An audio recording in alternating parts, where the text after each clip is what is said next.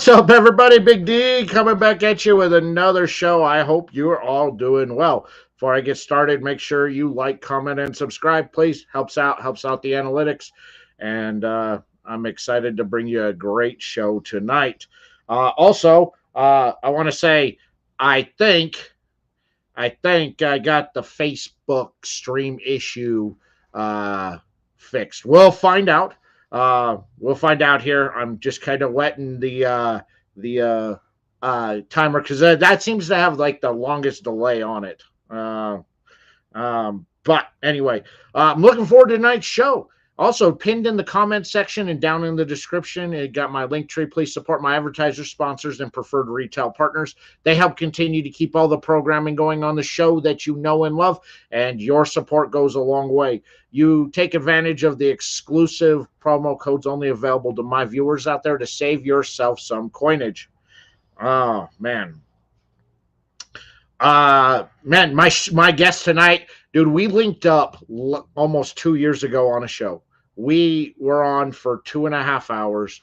We talked about a lot of different stuff, and then we spent an hour and a half just like basically making up blends on the top of our head. It was so much fun. It was one of my probably favorite shows I've done in the 6 years of doing the shows. Man, it was a good time. And I'm glad to have him back. He's got some changes that have gone on with the brand over there. Some new stuff, some stuff that he's going to talk about. And, hey, maybe we'll find out if our goofing around just making up blends for an hour and a half, he turned it into something. Yeah, man, I guess we'll find out, won't we? Okay, so without further ado, bring on the man, the myth, the legend from Domain Cigars, Mr. Daniel Lance. Hello. Thanks for having me. Really appreciate it. Great to see you again. Man.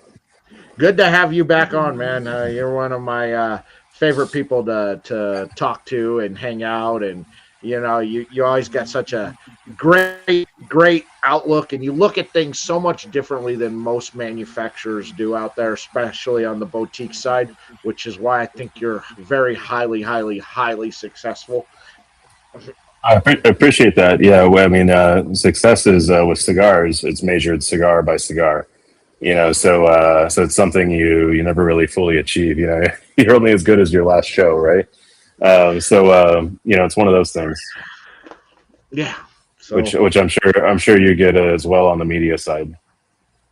Sometimes, man. Sometimes that's how it works out. So, for those of people who are watching, may not know who you are or don't know anything about you, I'll hand it to you to formally introduce yourself and the brand. Yeah, I forgot that. He told me before we got on the show, guys. He was like, "You have to. When I hand it to you, you have to introduce yourself." Anyway, so I'm Daniel Lance of Domain Cigars. I'm setting in our factory, Tabacalera family in Disla. Started this factory with the Disla family and Esteban Disla, my business partner. We basically went out, built our own farms, brought our own farms, built our own brokerage. That's where we buy and sell tobacco and work and sort tobacco. And then we have our own factory that I'm setting in, coming to you live from Nicaragua right now. This is not a green screen. This is an actual cigar factory behind me. And then we built our brand, Domain Cigars. All of that was to build Domain Cigars. So one of the first, I think, vertically integrated cigar companies in more than 30 years where we're from soil to smoke all the way through. So we control the whole, the whole stack, which is pretty highly unusual today. And I think that was a big topic of our conversation last time we spoke. Yeah, we really dug into, you guys controlling, you control it all, you handle it all, and, and you become a one-stop shop for other brands who want to have stuff manufactured by you. You you cut out the middleman everywhere else. You take care of it for them, Yeah, in a lot of ways. And we started manufacturing a lot of cigars for other people. And, then this whole concept kind of flourished. Well, what if we take this whole stack, and it's Esteban and I today, and we can blend great cigars, of course, and put great cigars on the market, but we want other concepts, we want other ideas, and we want other ways of looking at what we have. So we took this whole vertically integrated canvas and handed it over to a good friend of mine, Kevin Baxter, That's what created Pariah Cigars, which will actually be shipping this week. Very, very excited about that product finally going out. Pariah is the result of many years of Kevin working on, in silence, a lot of blends. He's kind of the ghost blender, or the palette hitman is what we would always call him, because, before, if you were building a brand and you wanted to go to a factory, it's kind of whoever the chief of production is or what have you. There's really very few people that A, are English speaking, B, have access to great tobacco and a great factory and great construction, and can put that all together into a new brand concept for someone. So we basically opened our residency more than a year ago, and this is the first project that's a result of that. We have Kevin Baxter in the residency, which has a phenomenal background as a master blender. We have, of course, my business partner and Esteban Disla in the residency, where we're blending cigars for other people. Then we have Raul Disla, his brother, which is formerly head of some major factories here in Esteli as well. So we have just an absolutely stacked bench of master blenders to work through concepts, tobacco concepts, all the way down to fermentation, to product delivery. Our company has some way of creating a unique product that is also, frankly, accessible. Because before we got on the show, we were talking a little bit about how pricing has changed so much and how decoupled prices from value in cigars. And it's the ability to take this whole stack and have somebody else's vision through it, and really their vision through it, and produce unique concepts in tobacco that are captivating the customer. So yeah, it's been a lot of fun now that we're making a lot of cigars for other people. That's good. Yeah. That was when we were in the green room, where we were talking about that, where you had talked that a few years ago, John Huber came out and said the $10 cigar is dead. And then he immediately started coming out with $10 cigars. But yeah. I was one of those few people that pushed back against him, that I don't think it's not dead. I think that the economics of it, if anything, that $20+ cigar is dead, because people look for the average smoker who would pick one up every now and then. That I think that for that part it's dead, but for your hardcore smoker out there, they're looking for value now because of the economy, economics, how things cost. And I knew when he said that, I knew at least 6 brands who were working on trying to put out a budget stick. And it just kind of it warped to the point where, as he's releasing his $10 sticks, I'm test blending for multiple brands, $10 sticks. And this year I've had multiple brands on that were when he said that, who were working on, who came on to release their sub $10 cigar onto the show. Yeah. I think that is an interesting point. I think the tobacco story has to be there. I think you have to have something that you're doing that has a place that can occupy in the market for a $20 or a $30 or even $100 cigar to make sense to the consumer. And in the world of tobacco, it's quite interesting, because in premium cigars, generally all hand-rolled premium cigars are, a luxury, but they're a luxury defined by the materials. We're using selected materials that have a scarcity attached to them, which is inherent in the material itself. And can you actually tell that tobacco story in such a way that's impactful, but then also does it have any bones to it, right? And I think that's where, conversely, what's so interesting about what you're saying about, you're working on these blends and you're helping out these different companies tasting budget cigars. In so many ways, the tobacco story of the budget cigar mimics kind of the tobacco story that you want of the high value cigar, where you're going through all these iterations and you're really trying to, I always say, all cigars are built before they're designed, right? So you start out, you're always just building, right? Your design is whenever you're defining it afterwards, right? So it's really, really difficult in tobacco to lay out objectives that you're trying to attach to particular data points, and that data point could be flavor, could be pricing, could be all those things. It's really difficult to get that right, and that's why when people come and work with us, similar to what you're speaking about, is we always basically just start with the most important thing that we're going to do is make sure that the tobacco actually speaks to you first. And then all of the other elements of production and manufacturing, those all become really smooth. The only sticky part is making sure that the cigar really speaks to you. And then everything just kind of clicks into place, right? Because, look, there's only so many ways you can put a cigar in a box. There's only so many different designs you can approach on bands. And so, everything else just becomes much more obvious after the tobacco actually works. But yeah, quite interesting what you're talking about on the value stuff. Yeah, and I think it gets there, and I think there is a unique story behind a lot of what these brands were trying to do. One brand was adding on, didn't want to add on to their core line at the moment. Okay. They wanted to just they wanted to go a separate direction. And I remember we were in Las Vegas sitting in the backyard of his Airbnb, and he handed me that cigar. He goes, "You know what this is?" And I smoked, and I was smoking it, and I go, "This is good." He goes, "This is my budget stick." And I said, "There's no way this is your budget stick."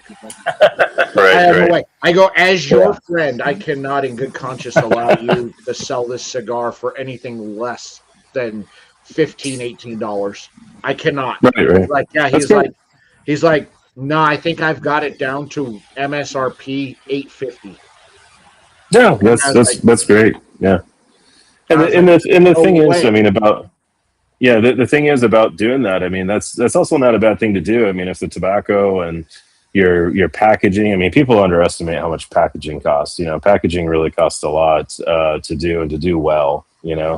But a lot of times whenever you release a product like that, like your friend you're talking about, it helps introduce people to the line. Coming in at a good, healthy price point really helps introduce it to people, because they're like, yeah, why not? It's not going to break the bank. You know what I mean? I'm not going to have to think about the cigar too much. And if it's a great cigar, then it's instantly memorable, right? For that consumer. But there is a segment of people that are not price motivated, and they're also not concerned with that. And some of us have a tendency to say, well, they're a show off. because they're not concerned about the economics of their hobby or their consumption. And I would just say that some people have got to a place in life where they don't consider price whenever it comes to their hobbies, and that's okay, right? And there's a ton of cigars, as we all know, that perfectly fit that consumer. But someone like you're much more attached to the everyday man, in the sense that you talk to cigar makers all the time. You have some of the inside baseball of what they see going on in the market, and you also have media where you're looking at what people are doing and what worked and what didn't work, and so you're going to be a little bit closer.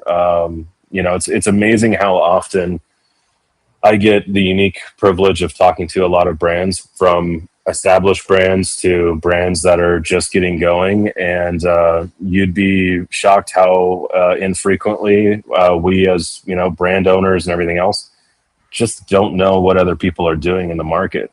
We just don't know, and we have so much going on inside of our own apparatus that it's kind of hard to study all that. So I pay attention to a lot of media such as yours, and a great number of cigar media out there. A lot of times I'm jumping in the comments and plugging in and asking questions myself, just to try to help keep myself informed. But cigars are a big world out there. real big world out there. There's, we think there might be at any time, 5,000 brands.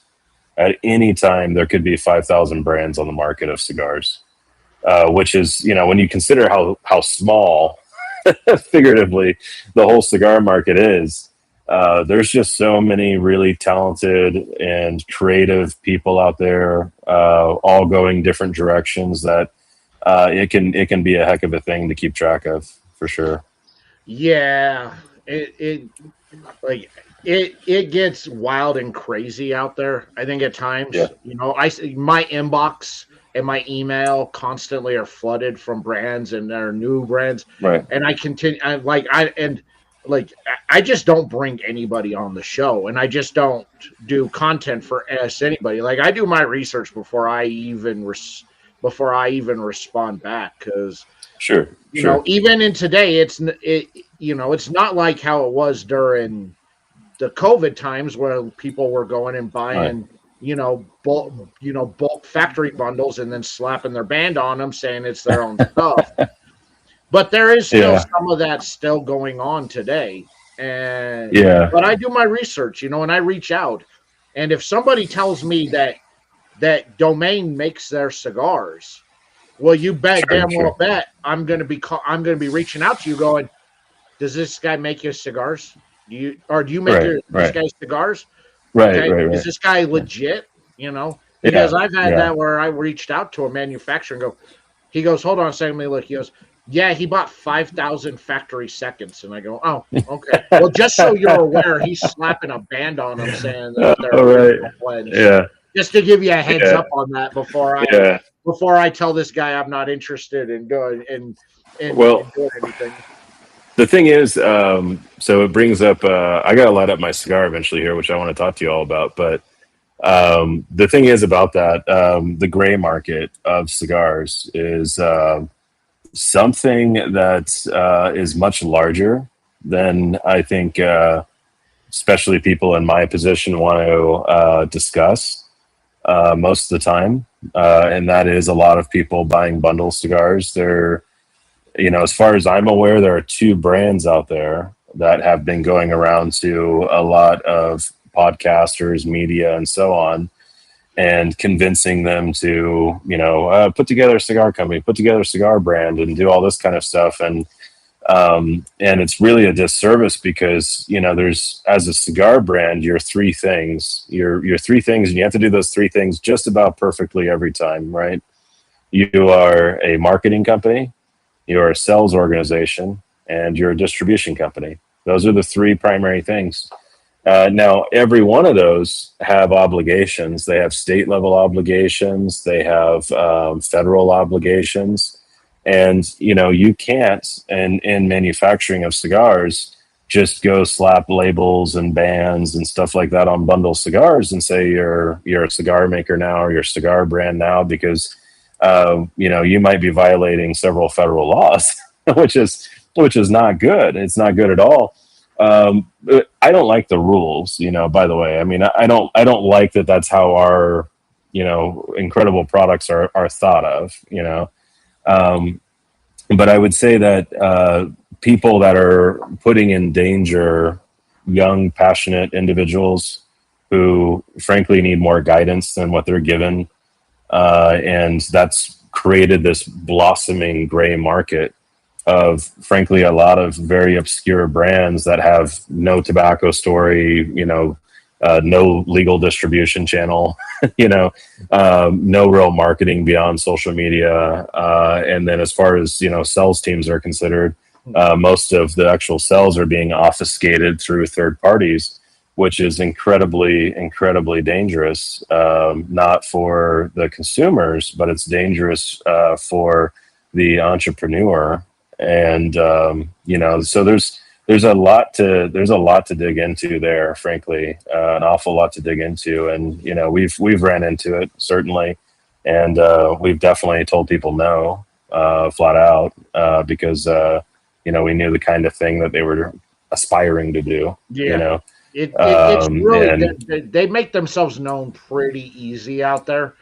Pretty easy. It's pretty easy to figure out. As big of a hustler as they may be, when it comes Yeah. to when it comes onto this side, especially when like you and me, we're deep into Right. this. You've heard all Yeah. the bullshit, and you know all the Yeah. Yeah. Yeah. bullshit. And Yeah. and Yeah. if it doesn't pass the smell test for me right off the bat, yeah, Right. I Right. mean, no, I'm not Right. going.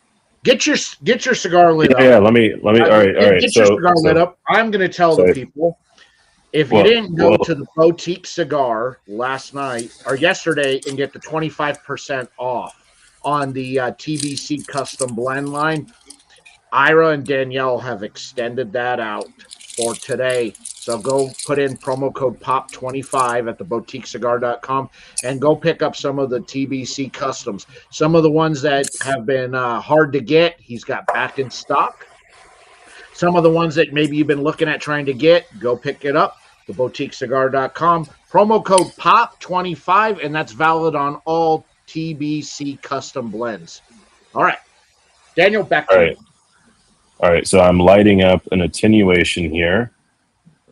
This is I don't know if the camera's not going to zoom. Or, yeah. That's what I'm smoking. Yeah. Yeah. So we're all right. We're both smoking the attenuation. What's different about this attenuation? You're smoking His Eminence, right? Shaggy Foot. With the Shaggy Foot, correct. Shaggy Foot. Okay, so this is the first cigar. We just launched this. This is the first cigar that has our Vanguard Aegis tobacco in the filler. This is a tobacco that we've been working on for a number of years now. It's finally ready for prime time to actually be included in a cigar. And basically, this cigar is also the first one that we've done as a Connecticut.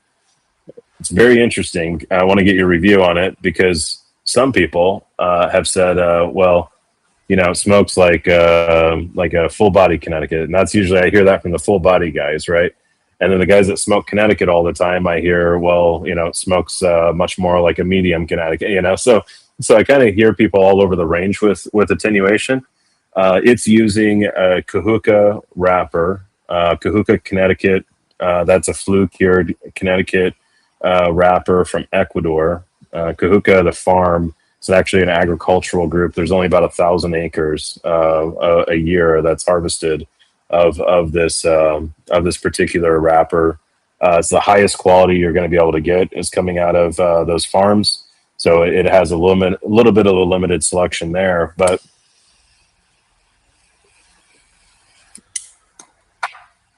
what's especially limited about the particular one that I'm smoking.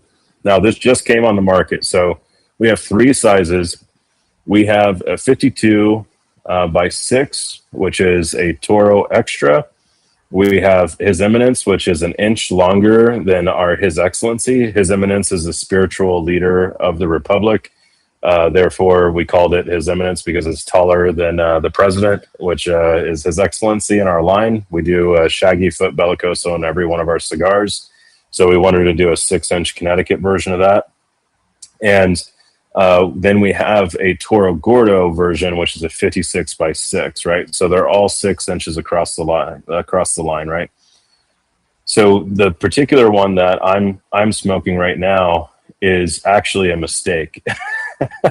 So it's a mistake because we don't make a 60 ring gauge by 6 Connecticut cigar in attenuation. And what had happened was I'm at the factory and we're making attenuation. It's in production. This has been 9 months ago, right, when we started making these. And, they were supposed to be making the Gordos, right? So they were supposed to be making the 56 by 6. And I talked to Anthony, which is he's our production manager. He basically has all things production tied to him. And I'm talking to him, and I'm he's like, yeah, they're making the 60s now. And I'm like, what do you mean they're making the 60s now? And he goes, yeah, there's a 60 in the line, right? And what I realized was we had never actually wrote down the sizes at that point. So Anthony thought that there was a 60 ring gauge, not a 56. He had kind of, so I had like no 56s at that point. And so I'm like, well, how many of these do we have? And we had like a couple thousand of them, right? So we had a couple thousand of these before we noticed the mistake. You know, we sat on them, we smoked them, and then we're like, well, we got to do something with these cigars. You know what I mean? And they smoke great. I mean, they were made for production. The thing is I'd never test smoked them before we actually made the things, right? And the blend worked out great in a 60. So we had never planned on making a 60 in the attenuation line. We wanted, you know, a Connecticut that would actually set on your palate in the beginning of the day and at the end of the day. And that was really, that's been the judge for me on a good Connecticut. All the things that full body guys don't like about Connecticut, the guys that like Connecticut also don't like about Connecticut. So, you know, the grassy malic acid kind of taste, right?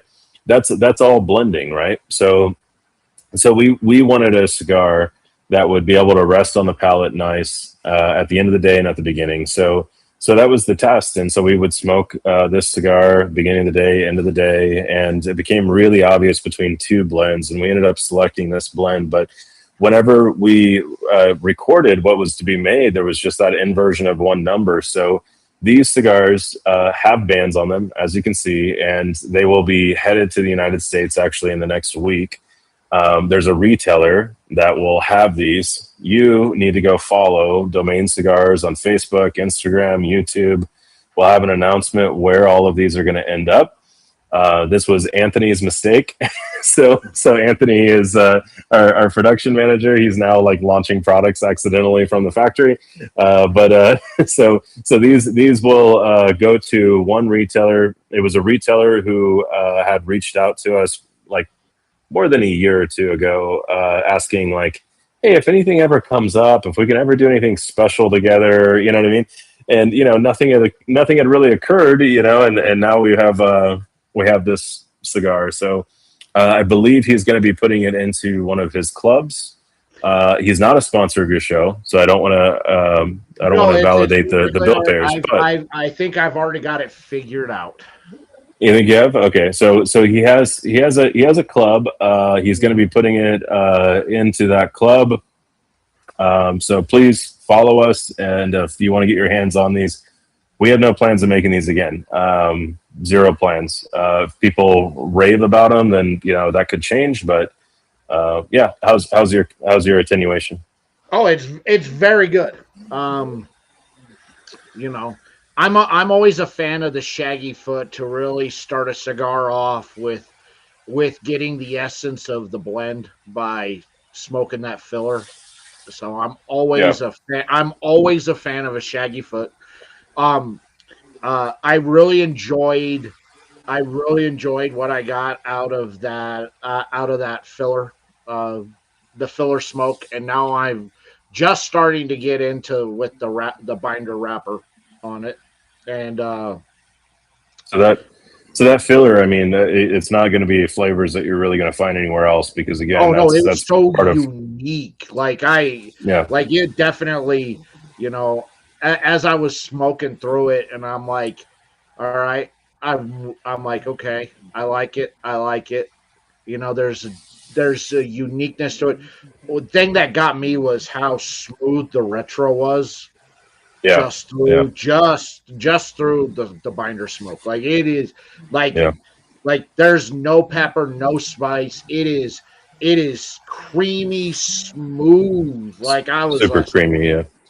Yeah, I'm like, that's so. When we started out, you know, blending this particular cigar, my instructions to Esteban on the blend as to where I wanted to go with it, because he really led the blending on this. I led the inspiration was basically make it the creamiest Connecticut we can possibly make it, and so we took the Vanguard, we braced that against a couple of other tobaccos that we work with quite a bit here in Nicaragua, and made it just an absolute cream bomb. Right. Well, the problem with a cream bomb is, you know, after you've drunk a cup of cream, right, you don't really taste the cream anymore, right? So it's just all texture. So we then wanted to kind of flavor it, right? So think about, you know, whenever you're in the kitchen, you're making a bechamel or something like that, right?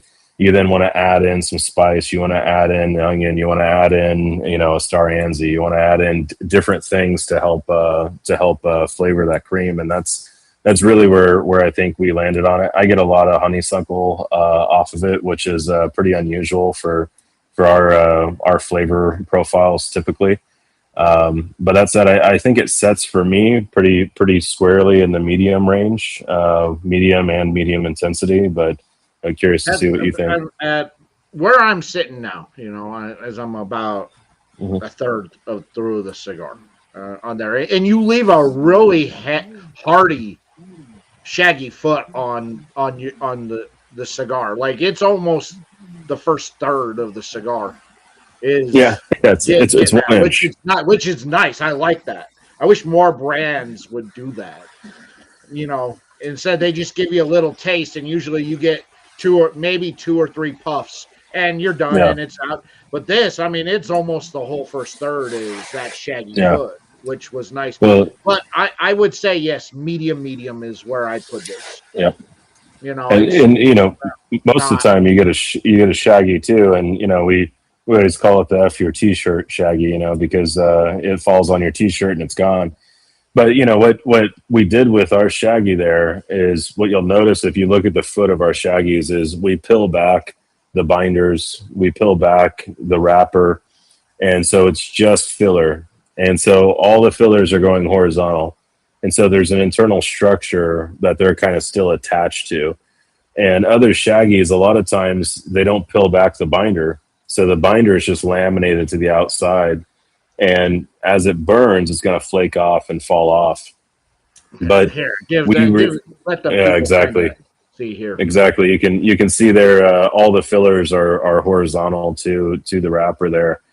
So whenever you get to the wrapper is actually igniting 4 tobaccos. We have an extra 1/4 inch of wrapper that we put under that. We have the wrapper itself, and then we have 2 separate binders that we use on the cigar. So that flavor transitions like a light switch. You end up with that transition happening instantly versus like a Grand Perfecto. It's going to happen over like a 15-minute period. If you're not paying attention, you're not even going to notice it. Yeah. It turned into a heck of a thing for us. It's almost a cigar I almost canceled because I wanted to make it for us internally, because I like to taste the way that we taste off the board. When we're blending cigars and working on cigars back here behind me, and putting blends together, you're always starting with the filler. You don't put the wrapper on until you know that the fillers and binders are working out on their own. And so a lot of your flavor is still led by the filler. Now, what wrapper works with those fillers is the reason why we can kind of see the wrapper and kind of understand more or less what flavors and what profile that cigar is likely to be, because it's just that distinct. So I love the opportunity to actually taste the filler tobacco itself on its own. Yeah, I do too.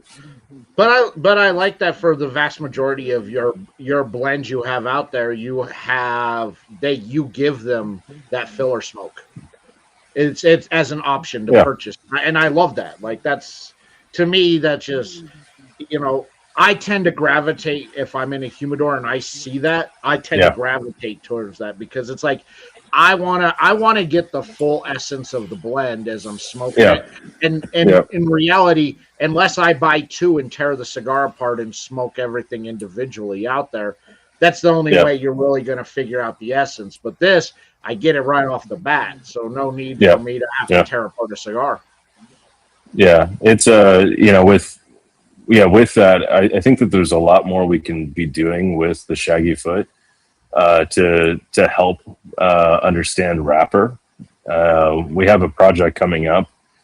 So we've been working on this tobacco. We call it a jade process tobacco, and it's not really top secret. I think I've been sharing like little bits of it, along the way in different social groups and circles. But the jade process is really unique. So what we're doing is we're like reinventing Candela, and I don't know what your thoughts are, how complex they are about Candela. Are you a Candela fan or no? No, but I'll say this. Okay. When blended properly, they're some of the best cigars that I've smoked. And right now I can count on one hand, and I don't even think I could give you five brands that do it. But on one hand, there are the Candelas that I love, and I will buy them all the time because they've Yeah. mastered the blending. Yeah. Because Yeah. and I've had this conversation before. Most of the times, I feel like I'm smoking a grass fire, is Yeah. Yeah. Yeah. because they don't blend. The blend isn't done properly to to that double Yeah. claro, that candela. It is, Yeah. they put together a blend and then wrap a candela around it, and it just Yeah. doesn't work. It's like, oh, here's our Yeah. candela.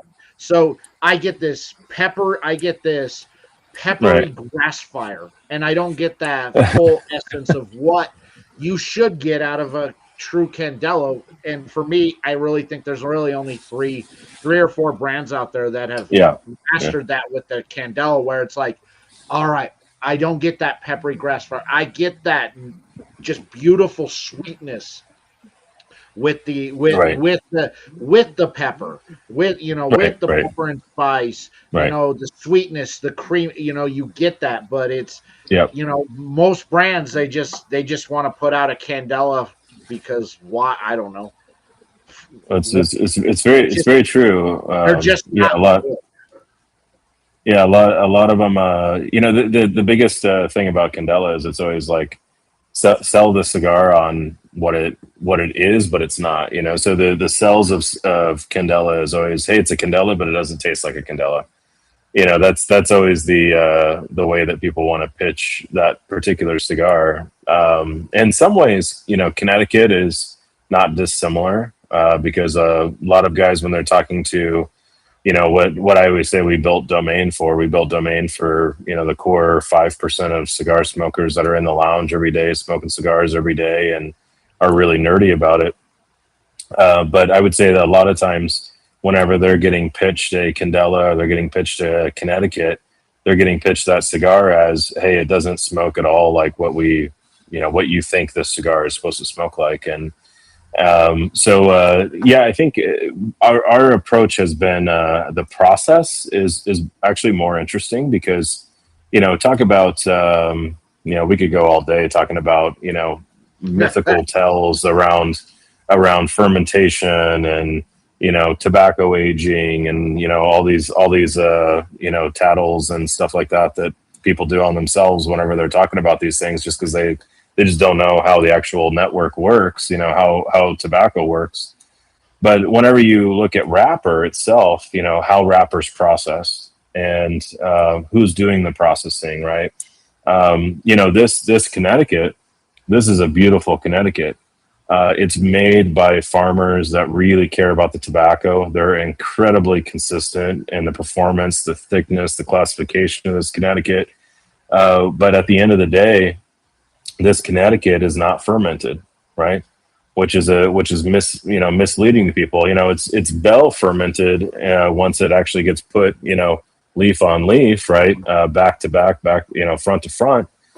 Whenever it's sorted and stripped and everything else, but by and large, it's coming out of the field and it's going right into dry heat, and that's the flue curing process. It's called Virginia Gold. It produces a lot of malic acid, typically on the tobacco. If you have a very good grower that's growing very thick, very lush, very healthy tobacco, this is a hybrid, which is, I think, helped it so much in the market because it was hybridized more than 100 years ago. It was actual Connecticut, from Hartford, Connecticut, from the River Valley. Made its way, got in love in Cuba, got bred out there, and then hit Ecuador. And so it's also hybridized with Sumatra in Ecuador. So that makes it a really incredibly unique tobacco where they're growing the healthiest tobacco first, and then they're focusing on flue curing and grading properly. And that's what's made the performance of this wrapper so good. But that said, the actual processing of Connecticut, we've been told for so long, Connecticut shade, right? And so you think like, oh, Connecticut, it turns this color because it's grown under cheesecloth, and that's just completely incorrect. The only reason why we use shade in agriculture is you're cutting down, it's a lens, so you're cutting down on the amount of light that's hitting the leaf. So the leaf has to stretch out and grab the sun that much more. So when you go to buy those cloths, you know, you got 5%, 15%, 10% reduction and the light rays that are coming down and hitting the leaf. And so when you're doing that, you're really just trying to thin out the tobacco. Now, what's unique here in Nicaragua is, yeah, there are some people that are doing doing that thinning. The tobacco already grows so thin here as it is. We're just not really known for processing wrapper in Nicaragua yet. So there's very few people that have a wrapper operation, and that's kind of a goal of ours here at the factory, is to build out that operation. But it is quite misleading that a lot of people, you know, have been told for so long Connecticut shade. Reality is it's quite literally the same seed varietal that is, one is flue cured, dry, hot air being blown over the tobacco, and the other one is typically a little bit closer to like a steam cure, where they're adding lots of humidity to the room. And that's why whenever you see like Connecticut broadleaf, the dark rich tobacco, you'll often see them using propane burners in the barns, just because they can't get enough BTUs actually in the barn to get that steaming effect to occur as the tobacco is drying. They want that to be happening for those it's called oxidation or oxytosis to occur, where you're actually helping to rapidly oxidize it. Same thing that happens to like an apple when you cut an apple and like leave it on a table. That oxidizing, or a banana or something like that, is a very same thing. But if you add a lot of heat, then it speeds that process up. Now, if you add a lot of dry heat, then what you actually see is a little bit of an inverse happen, where you start to see a great thinning happen.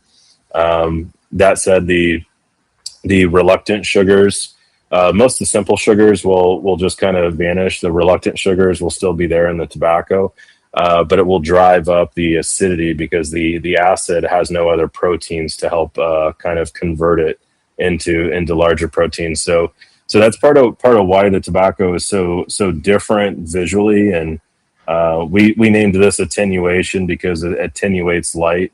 Now, in my past life, I worked in X-rays. So I handled like live isotopes. I worked on X-ray machines and all that kind of stuff. I was a radiation safety officer for a really large ionizing X-ray deployment. And we used to always use the word attenuation anytime we were discussing light moving through a body that was bent by that body, and what amount of attenuation it was. So for me, there couldn't be a better description given the theme of our company. Which the theme of our company is very much centered around creation, centered around the cosmos and what's larger than us, and divinity and so on. I think there's a lot that we could get into around that. So when it comes to Candela, Candela, we've been highly interested in the problem with Candela. And the problem is the tobacco never really thins, right? Not that much. It loses humidity. And I've talked to some other makers here in the Valley, because, there's really two tobaccos that are known for being wrapper out of Nicaragua. And one is Habano. So Nicaraguan Habano, which is, it's a Habano. It's what we're all used to, more or less. The other one is Candela, and that's the other most common wrapper that kind of gets processed here. And a lot of people don't realize that. They think it still comes in from Ecuador, or it comes in from wherever. So the typical process actually that a lot of people observe is they basically go out, harvest it in the field, same day, keep it undercover. And then they take it to their factory and they throw it in the cold room, a freezer. So factories that have like big freezers that they use for packaged material to help fumigate the material before they ship it out, they'll basically fill that up with tobacco, and they'll run it at a little bit warmer temp, And then sometimes they'll cycle it on and off over a weekend or over a week or so to help with the drying process. So they're really just kind of drying out the tobacco, right? And it kind of gets that cool, dry air, right? So that cool, dry air just helps preserve it, right? And the problem with this is, and we make a couple of Candela cigars today for customers, and they were customers that already had existing Candelas in their line.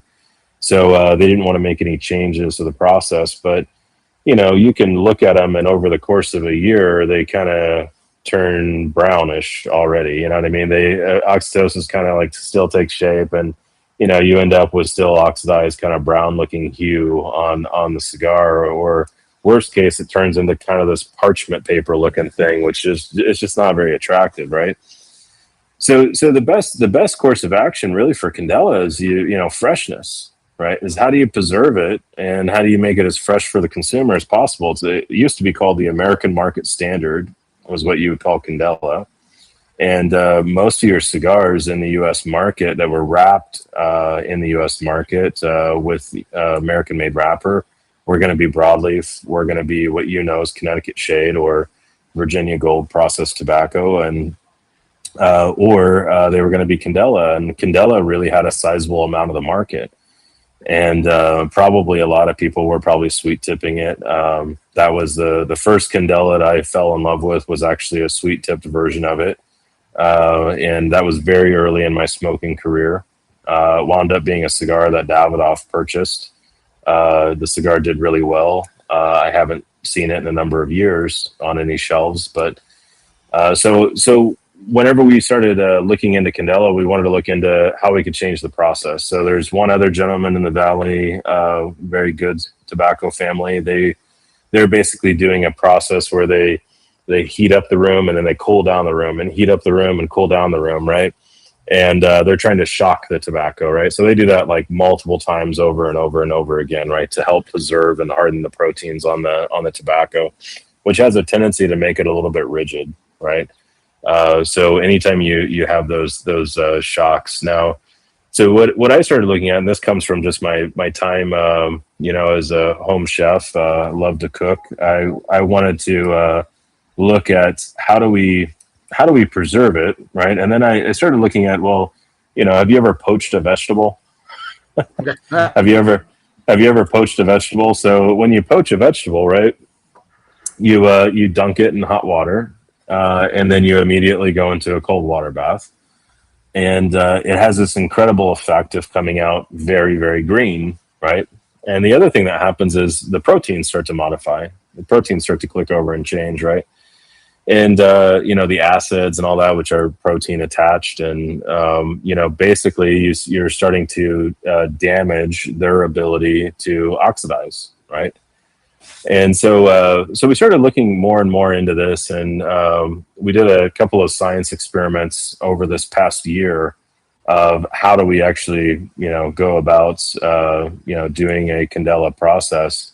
And it's a much more aggressive process in the fact that we are probably destroying a quarter to half the tobacco that goes through the process today.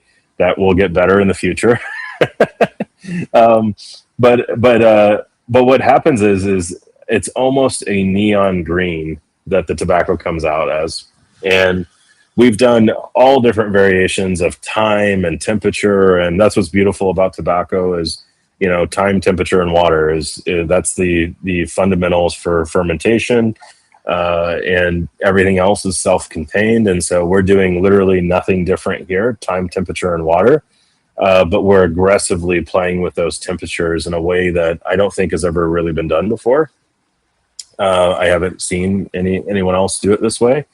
The tobacco coming out on the other side is magnificent. It's on my Instagram. I have some photos that I shared quite a while ago. I don't know if you saw those, and a couple of cigars that we made when we were kind of developing the process. So in the next 5 days, it's going to be really interesting. Next 5 days, we are going to attempt the process again with a couple of tweaks. If that turns out then in the following 5, we're going to harvest and make enough of this candela and turn it around into a product in probably like a land speed time for us, because the freshness does matter. The blend, I think we have worked out from the last year, and we are going to do it in a shaggy foot. But I don't know if this product is going to be on the market or not, because if this test fails, I'm not going to release it. so you just have to trust our judgment on that. But yeah, we're calling it the Jade process right now. It's kind of a working name that we've dubbed this method of processing candela. And we're gonna make a full like YouTube video out of the whole thing and show everybody exactly what we do and how it's done. And I'm sure other factories might start offering, you know, some variant of it, because I think the output on the other side is just such a higher quality. It smokes. I know it's going to sound cliche. It smokes much more similar to the body of broadleaf. It does not have the dry raisin effect of fresh broadleaf. It does not have that. There's still a vegetative back end. So I don't want to disappoint you and say that there's zero vegetative back end. Again, a lot of that has to do with how you prep the palate and how you work the blend. It does not have an exorbitant amount of malic acid, though. In this process, you are extinguishing the greatest amount of that. So yeah, I'll be very interested to see what style of bucket I get from you on this one. So. Well, look, I'm always willing to try anything once. You know, you never know. You know how it'll turn out. But I do love, you know. But I do love trying out, you know, unique stuff, and I like brands that take risks, you know. And even if it's not for me, I know that it will probably be for other people out there. It will be it'll be special for a couple of reasons for us if this works out. And literally, this is Monday. No, it's not even 5 days. Wednesday, we're doing the test, and then the following Wednesday is the harvest on the last crop that we want to actually try this on. So we have less than 10 days to determine whether or not we're making this cigar, and it'll be special for us because it'll be the first cigar that is 100%, you know, Tabacalera family and distillate tobacco through and through. So that'll be really special because we love our partners on the wrapper side. I mean, we work with some of the absolute best providers that are out there, and I have the utmost respect for them and everything that they do. And they do, frankly, a lot of stuff that we're not capable of doing today. I mean, we don't have the facilities. You know, we have some incredible partnerships where we want to get certain things done with wrapper that we don't have the ability to do, and they lend out their services and time to help make it happen. And so what's special about this, though, is that, you know, it'll be like a little glimpse going forward into what, you know, Domain Cigars and Tabacalera Family Adissa will potentially look like in the next, you know, 10 years. And so how can we try to fit that next 10 years into like the next 6 months, right? It's kind of one of those those concepts, right? So if the cigar is terrible, right, then that's not great. But you know, if the cigar is acceptable or even novel to people, then that'll be very exciting, you know. But yeah, it's been you know, we did this last growing season was when we started developing this, and that old camera crew out there like following me around to, you know, some of our good friends here in the Valley, you know, helping record the whole development of this process. So we want to share that whole story, right? And kind of bring people into that. And as we get into wrapper, I mean, since the company is launched now, and we can be much more flippant about everything that we're doing and describing everything in brutal detail. You know, we want to be able to actually show people the development of that side of the business, because we definitely have some concepts on wrapper that I think are going to be startling. You know, so I'm excited to get to share those as well. excited. I'm excited too. Because I do love everything that you've put out so far. There hasn't been something that I've smoked from you that I go, nah. It's always been like, dang, man. Right. And there's just something different about the quality and the taste of your cigars over a lot of other brands out there, which is why your stuff always rates high with me. You know, it's because you I take that appreciate risk. that. Yeah. You've got that uniqueness. You can clearly taste the difference in a cigar, and so I'm willing, you know, and so you know when you've achieved that level with me, I'm willing to give you the benefit of the doubt on anything you want to come out with. Even if I it's appreciate something, that. like I said, even if it's something that's not for me, I know that it will be for other people out Sure. there. You know, Sure, and I sure. always try to Yeah. be as objective as possible in my ratings. Okay, I didn't like the cigar, but I can't, I can't ding the rating because I didn't personally like it. Overall, what's the overall feel on the cigar? So yeah, I have cigars that do rate fairly high with me, even though it's not for me, because I gotta take Well, that my palate out of it and go overall objectiveness. How did the cigar? It was a good cigar. It smoked right. good, enjoyability. You know, the only Right. part where you lose points at is on that enjoyability factor because it's not for me. So overall, I didn't really enjoy it. That enjoyability kind of went down, but you rate high everywhere else. So Well, that's where that's a big departure from the average reviewer there. I don't know if you're aware of that, but it's personal opinion seems to account for quite a bit on the average reviewer, right? no, I think, because my palate's not your palate, you know, and sure, so sure, I sure, can't, sure. you Yeah. know, if I'm gonna give you an objective rating, I've got to look at the cigar objectively and go, Yeah, okay, yeah, it's yeah. I will tell you, and I'll be straightforward, it's not for me, but The the the overall best. consensus of the cigar is I know that there are people who like these types of flavors. They like these Mhm. types of things in cigars. Sure, sure. It's a cigar for them. So Right, right.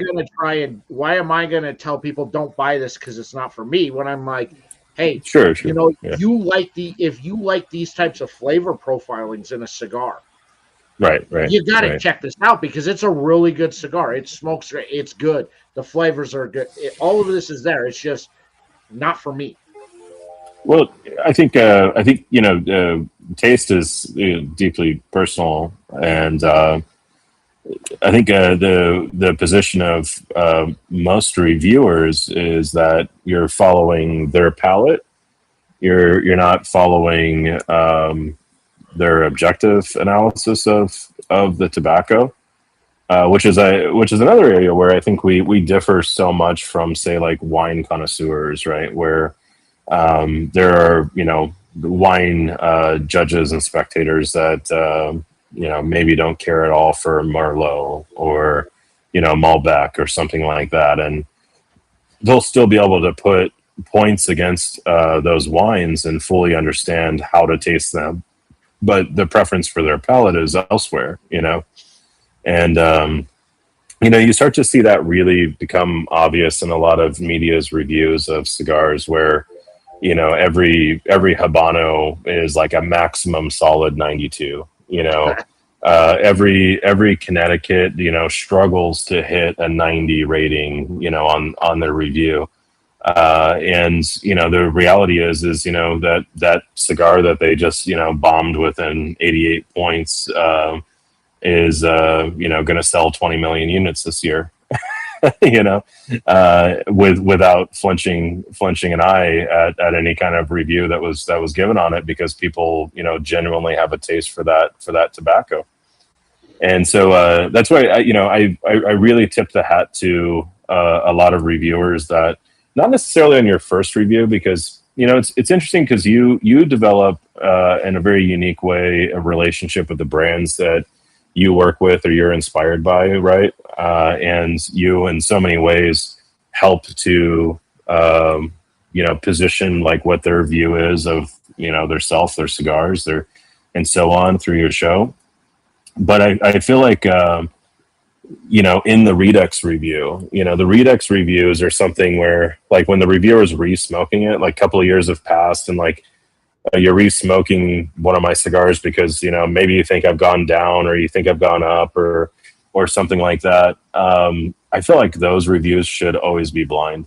I feel like if you're gonna Redux review it, like take the personal bias totally out of it, and because I read some of these reviews and they're like, they've got like 8 tasting notes of like different depth, and like, gosh, I mean, I think about like when I got into cigars, like, dude, if you got one tasting note out of a lot of cigars, it was like, oh my goodness, you know what I mean? Like 20 years ago, like,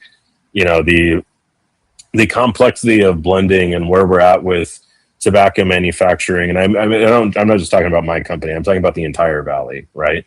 The level that Nicaragua is playing ball at right now is a run that other businesses and niche or cottage industries or whatever else should really be studying, because where Nicaragua has pulled so far ahead of so many iconic places to produce tobacco, and it's because we're just on an incredible run. But you have these reviewers with all these tasting notes, and then at the end they're like, yeah, the cigar sucked, and they're just like, in so many words, they're just like, yeah, not for me, Well, and it's like, man, it's just like, I take notes on every cigar that I smoke. Yeah, and I know you do. I know you do. Yeah, and I go back and I do it. I want to see how my palate has changed.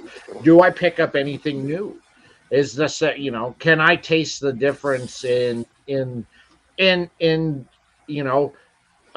been 4 years since I smoked one. Can I taste the difference in the tobacco used, because it's clear it's not the same tobacco from that original blend. Mm-hmm. Is there something different? Can I take, I like to go back through and see it, and Right. see where it's at.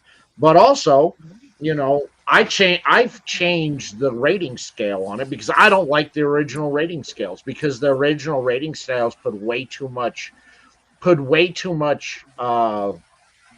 power in on things that the average consumer doesn't Mm-hmm. consider as important, and because ultimately, the dynamic range of the cigar should ultimately hold a heck of a lot more weight than anything else. Yeah. Whereas Yeah. if I smoked one of your cigars and the wrapper cracked, you're going to take a huge ding on it. But if I smoke that Right. same cigar and the wrapper cracked, but it just burned right through it, well, I'm not going to ding you on the construction on that. That's okay. It didn't affect this. It had zero effect on the cigar. It didn't Right, unravel. It didn't peel. Okay. All right, I've got a wonky burn, but it corrected itself. Well, I'm not dinging you on that stuff, because the average consumer out there, it doesn't consider it burned through a crack wrap. Okay, don't care. It didn't take away the enjoyability of the cigar. I mean, even with a cracked wrapper, like Connecticut is highly prone to that. And, if you take a 50 ring gauge cigar, or you take a 60 ring gauge cigar, as far as area, builder square, I mean, you can have, 2x, 3x, 4x, the amount of surface area. So, the humidity now matters greatly to the performance of that cigar. And so, if it's recently been in the mill, if it's, been through a lot of thermal and humidity climbs, you could easily have a scenario where you have just too much humidity in the filler, and it needs time for the filler to calm down. And then, you put fire to it. What happens whenever you got, moisture, tobacco in ignition is you get expansion. It's going to expand. And the wrapper is, and this is actually a topic that we've been writing quite a bit about.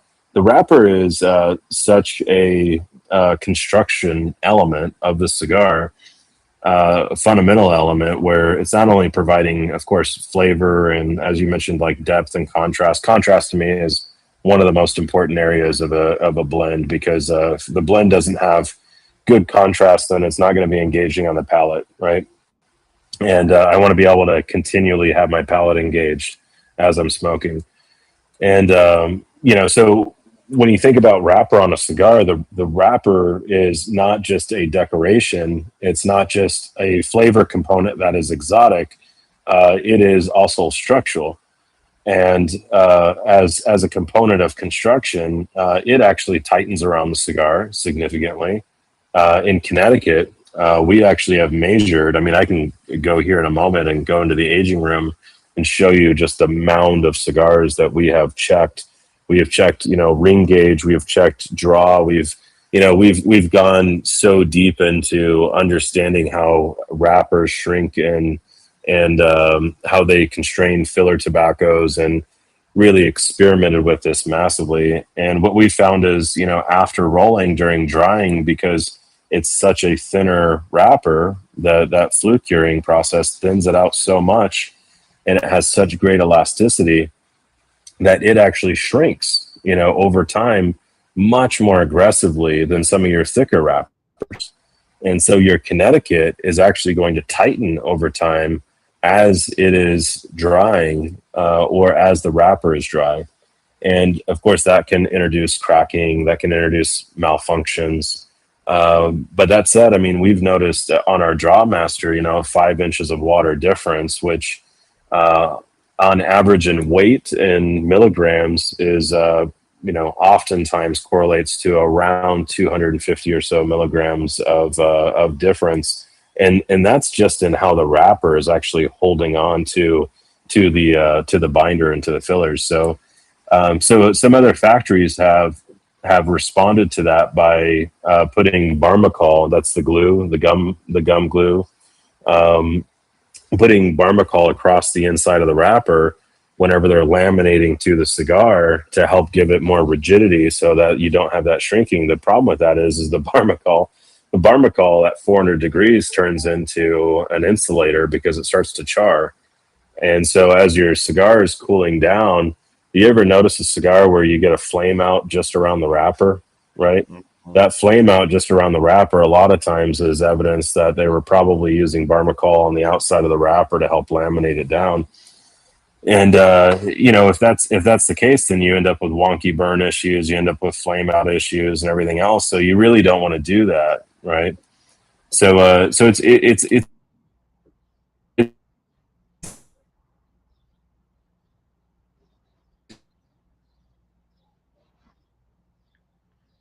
Ooh.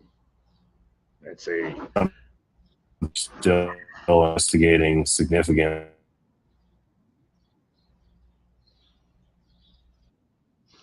Yes, we're here. We got you. I understand you're in Nicaragua there, so the internet is, sometimes play wonk on us. It's all right. All right. Well, I wasn't saying anything important, so I was good.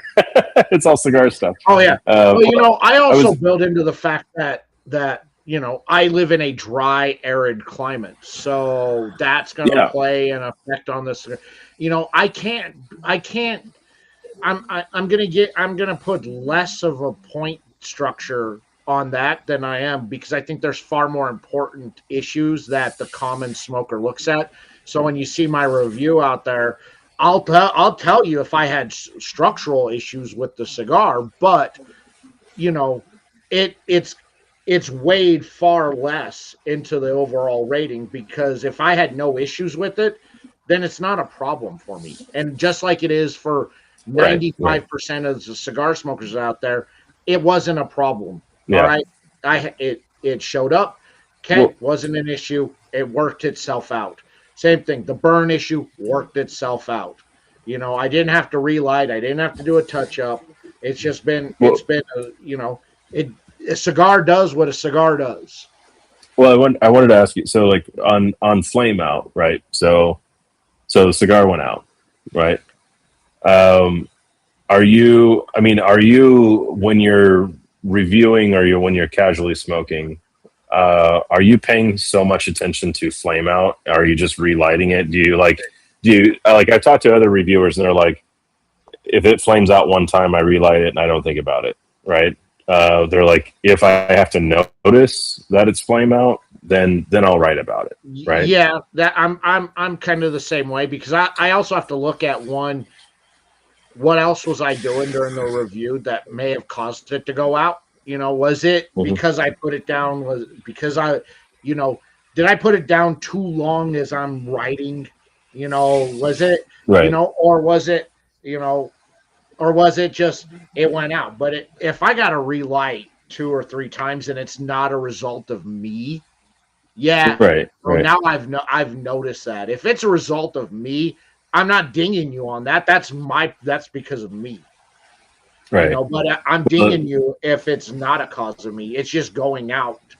And you do all of your reviews from a jet ski, though, right? Of course. Right. Yeah. And I stand out here in the wild Wyoming wind all the time, so that way, it burns weird, and I have my viral photo of just this weird looking burn and canoe on it because it's standing. Yeah, no. You're standing in the tundra. Cold environment. I get it. Look, I've done numerous shows where I've had to relight multiple times. It's because we're talking and I'm not smoking. Right. It's going out. Right. That's on me. That's not you. That's not an issue on your part. So we did a study on all of cigar media. So we have like a top 100 list of cigar media, and it's everything from people that have blogs, YouTube channels, people that only post on social, and everything else. And so what we did was we looked through all of these, and we wanted to see in the reviews how often burn was mentioned in a negative context, right? And so we basically queried all of this. We just used AI to do a quick query. And so we didn't inspect each one of these individually, but it was fascinating because it came back with it was an absurd number. It was like 39% of all reviews across this huge media scope that we were looking at came back with negative connotations around burn. And it just seems like your average cigar smoker is not ever mentioning burn as a detractor. I think they're most of the time they're mentioning flavor, taste, and then construction is somewhere else at a much lower priority. But it does seem like in general. A burn issue on most reviewers. They're nitpicking a little wave. Right. Like, oh my, I didn't have that laser sharp burn on. I'm not nitpicking, which is why I put why I do a lot of that stuff. It's low level for me. I probably over a year you could go and look at what my written reviews and probably see maybe 2 or 3 times I mentioned burn as a problem. Right. For me, unless it's significant, I'm not mentioning it because it's just, it is what it is on it, because I try to look at all this as a regular smoker, not as somebody in the media, not somebody, out there. It's just like, would they find this to be a problem? And for most of it, if it's not going to be, if they wouldn't find it a problem, it's not a problem for me. Well, I don't think we have any kind of long-term or systemic burn issues at all. I would say I'm always surprised anytime someone brings it up, but I'm also not surprised because statistically it should be like a quarter of all reviews we receive should mention something about the burn. Whether it be positive or negative, just based on the numbers that we've kind of studied. But yeah, I would say that is definitely a growing thing, and I don't know how many brands are talking about that. They would rather spend time talking about aged fermentation, aged tobacco, stuff like that. Look, I gotta ding you because I lost my laser burn on this, and that's just there you go. Okay, I accept the ding. I will take it. These minute things don't matter, where a lot that I think they try to make controversy where there's no make controversy. a mountain out of it. Yeah, you know, look, you like I Right. said, probably 3, maybe 2 or 3 a year in anything I've written. Right. I mention burn, and it's strictly Right. because it was a problem. And if it's not, if it's a minor issue, I don't mention it because there's no reason to bring up something that's such a minor problem, you know. And So because I think there's more important things to touch on when That's- writing about a cigar than the fact that, okay, I had a wavy burn. All right, who cares? right. You know, you don't So care as an average smoker. You don't care it's a wavy burn. You care about the flavor. Yeah. You care about the profile. How did the cigar transition? Did I Right. have any problems with the cigar? Was the draw? Did I have an issue? You'll find more issues I'll write about draw issues than I will burn. Okay, what's your opinion of draw? Well, What side do you slope towards? Look, I prefer a snug draw. I don't Mhm. I don't like a loose draw. I don't, because one, is it a problem with the internals on the cigar? Because now I got to smoke another one to find out.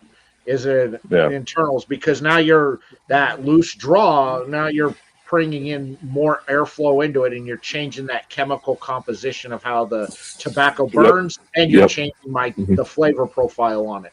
I want a snug draw on it. I don't like the tight draws. No, man, too much. You start getting tight. Now I'm sucking on a milkshake straw trying to get it out. Yeah. I don't like that. But I like snug. Yeah. Because snug will tell me all I need to know. I'm getting a good draw, And Right. if those of you watching, you see, I'm getting dragon clouds out of this, and this is a snug draw. It's perfect. Mhm. I feel like I'm getting the essence of the cigar, and it's not being manipulated because there's too much airflow going through. I'm getting the right amount of airflow. I'm getting everything. I'm not changing anything about the smoke. And if I have to use a draw tool just to be able to smoke your cigar, it's a problem. Mm-hmm. I shouldn't have to do that. And I'm going to tell you about it. No, you shouldn't have to do that. And the thing is too about it is like, a lot of cigar malfunctions today are caused really by too loose of a draw. Most of your tunneling, most of your canoeing, and all that stuff. I mean, it's really, if you, and this is the old adage that doesn't make any sense. Is they always point to a lot of marketing and how they would talk about cigar malfunctions would be the Ligero, needs to be in the center, and then whenever you're drawing on it, you'll have that nice cone shape. Because the Ligero is perfectly in the center. That's not really true, man, because the thing is, whenever you put the bunch together, when you bunch the leaves of tobacco, and then those go into a Lieberman, really, Ligero, especially like when you're doing center fill, so you're breaking the tips off, you're breaking the legs off and center filling, it ends up kind of all over, right? So really it's like kind of more high school physics where, if you take a tube and you're blowing air through a tube, the airflow is always the fastest on the outside of the tube, and the lowest pressure is always in the center of the tube, right? So that's just basic, like, kind of aerodynamics, right? So if you have a cigar that has a nice pronounced cone, it really is probably a better indication that the filler tobaccos were laid down proportionately even across the cigar. And that there's no binding of any tobacco in one area of the cigar, which is what would contribute to a run. Whenever you have a run in a cigar, it's just, there's a pocket of airflow there, and it's pulling more of the coals through that section. But the old adage around the Ligero needs to be in the center. Well, sure, the Ligero does get put down in the center of the blend. It gets put down in the center of the blend, though, because you also want the Ligeros to burn a little bit cooler. they are thicker tobaccos, and so it does make a lot more sense than to lay them down on the outside of the on the cigar. sides. Yeah. Yeah, where they're gonna heat up significantly. We got a question here in the comments, and let you take it out there. But Robert here wanted to know about your Maduro lineup on what you have. Yeah, so Maduro is an interesting thing because we have darker cigars, Rosado, Oscuro. So really, technically speaking, the way that Maduro is used, everything that we've launched has been Maduro up until recently. But nobody really does the old Maduro process anymore. So in our lineup of things that are Oscuro or Rosado, we have New Gentropy. New Gentropy is a double Ajero. That is a pink Habano. Yep, he's got one right there. That is a pink Habano. So, sorry, go ahead. Put it out there. It was a top 10 cigar for me in 2024. Yep. So let's put that out there. The cigar did get was in the top 10 for 2024. So, and that is Rosado finish. So Rosado finish is 6 months in Palones, and then most of the same blend for that, about 90% of the same blend, is in Entropy.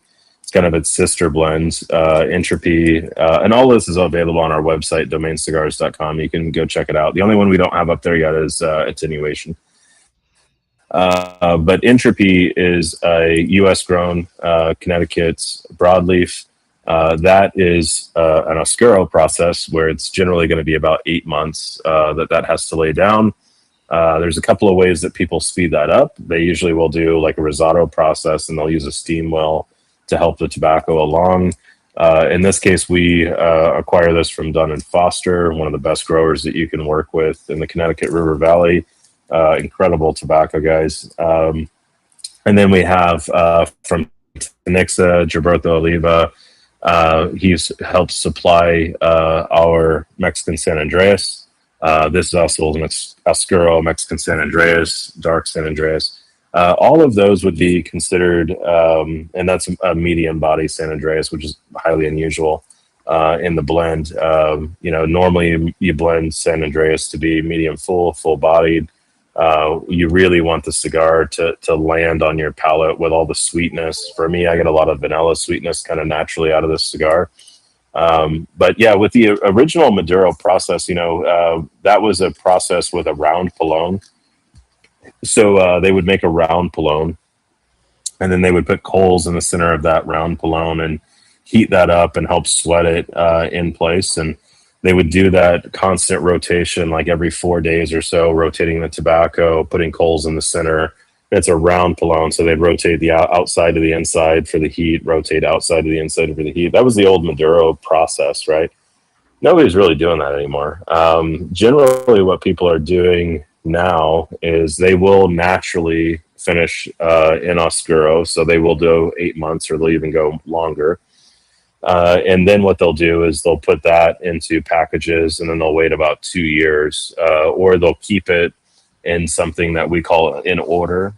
So it's a German phrase, I believe. So in order, where the tobacco is sweating, right? So we put it in basically a hot room, a sweat room, and they'll keep it in that condition for a great amount of time. Some will do it an extra 2 months. And that really helps the tobacco to undergo a real light, continuous fermentation. It doesn't have the weight because normally with wrapper you're going to do 1,200 or 2,000 pounds of wrapper, so you're going to have the weight, time, and temperature, and you're going to hit an average of 140 or so degrees before rotation, for 140 Fahrenheit. Before rotation, and you're going to do that, rotating it out every 4 days. So the old school Maduro process, where you're using kind of an artificial heat source like that, is not really done anymore. What people will do is like the steam will. So the steam will is not the same as cooking the wrapper. We call it cocinado wrapper, so the cooked wrapper. So the steam will, what they do there is it's basically an aeration device. Is the best way to think about it. So every now and again, you'll see in like factory tours, like a video of like a big wheel of tobacco that's kind of flopping around. So that's generally going to be a wrapper. You know, you don't really use it for anything else. And what they do is they take the hands of tobacco, they'll be in the polone, and then from the polone, they'll move all of that and put it on the steam well. And ambient in the room, it's going to be about 140 as it is, right? So 120, 140 ambient steam. So the steam is always coming out. You know, water is boiling at 100 C, right? So that's whenever you get steam coming off. So it's a really predictable temperature. So they put a boiler in the room, and they just kind of in the room, in the center of the room, just kind of have steam kind of wafting. And then the will basically just be aerating, right? And that helps with the oxytocin of the tobacco, right? So it can oxidize properly. And it also butters it up real soft because it has that extra heat. And then it'll go from, you know, doing 45 minutes, you know, on the will back into the polone. And they can take a process that would basically be an 8-month Oscuro process, and they can turn that into like a 2-month process, a 3-month process to have that tobacco totally ready to use. The one thing that is different about that tobacco, and it's the one gripe, the single gripe versus the natural process, is when they do that, sometimes it will heat up and create these little nodules. You ever see it? Reviewers always call it like a toothy wrapper, but you'll see these like little tiny kind of nodules that poke up on the wrapper. But a lot of your reviewers call it like a toothy wrapper. And what that is it's just heating up that wrapper just ever so too quickly, right? And it causes all those oils and, you know, all the humidity to kind of bubble up in one location. And that causes those little nodules or imperfections on the surface. Some people aesthetically look for that, and they want exactly that. Does it taste any different than a completely natural process? There's an opinion, and then there's reality. The reality is no. The reality is it does not taste any different. It's what it is with those guys. They think that it provides them with a bit more, and I'm with you on that. I can't taste the difference. Now, what you can taste the difference is actually cooked wrapper, right? You can taste the difference in actually cooked wrapper, 100%. So what they'll do is they'll take like a Habano. Habano is the most common one that people cook. And Habano, they'll put it into a Caldera. Caldera is just a fancy $2 word for a basket with a bunch of holes in it, right? It's the same way that, you know, you do your crawfish fries.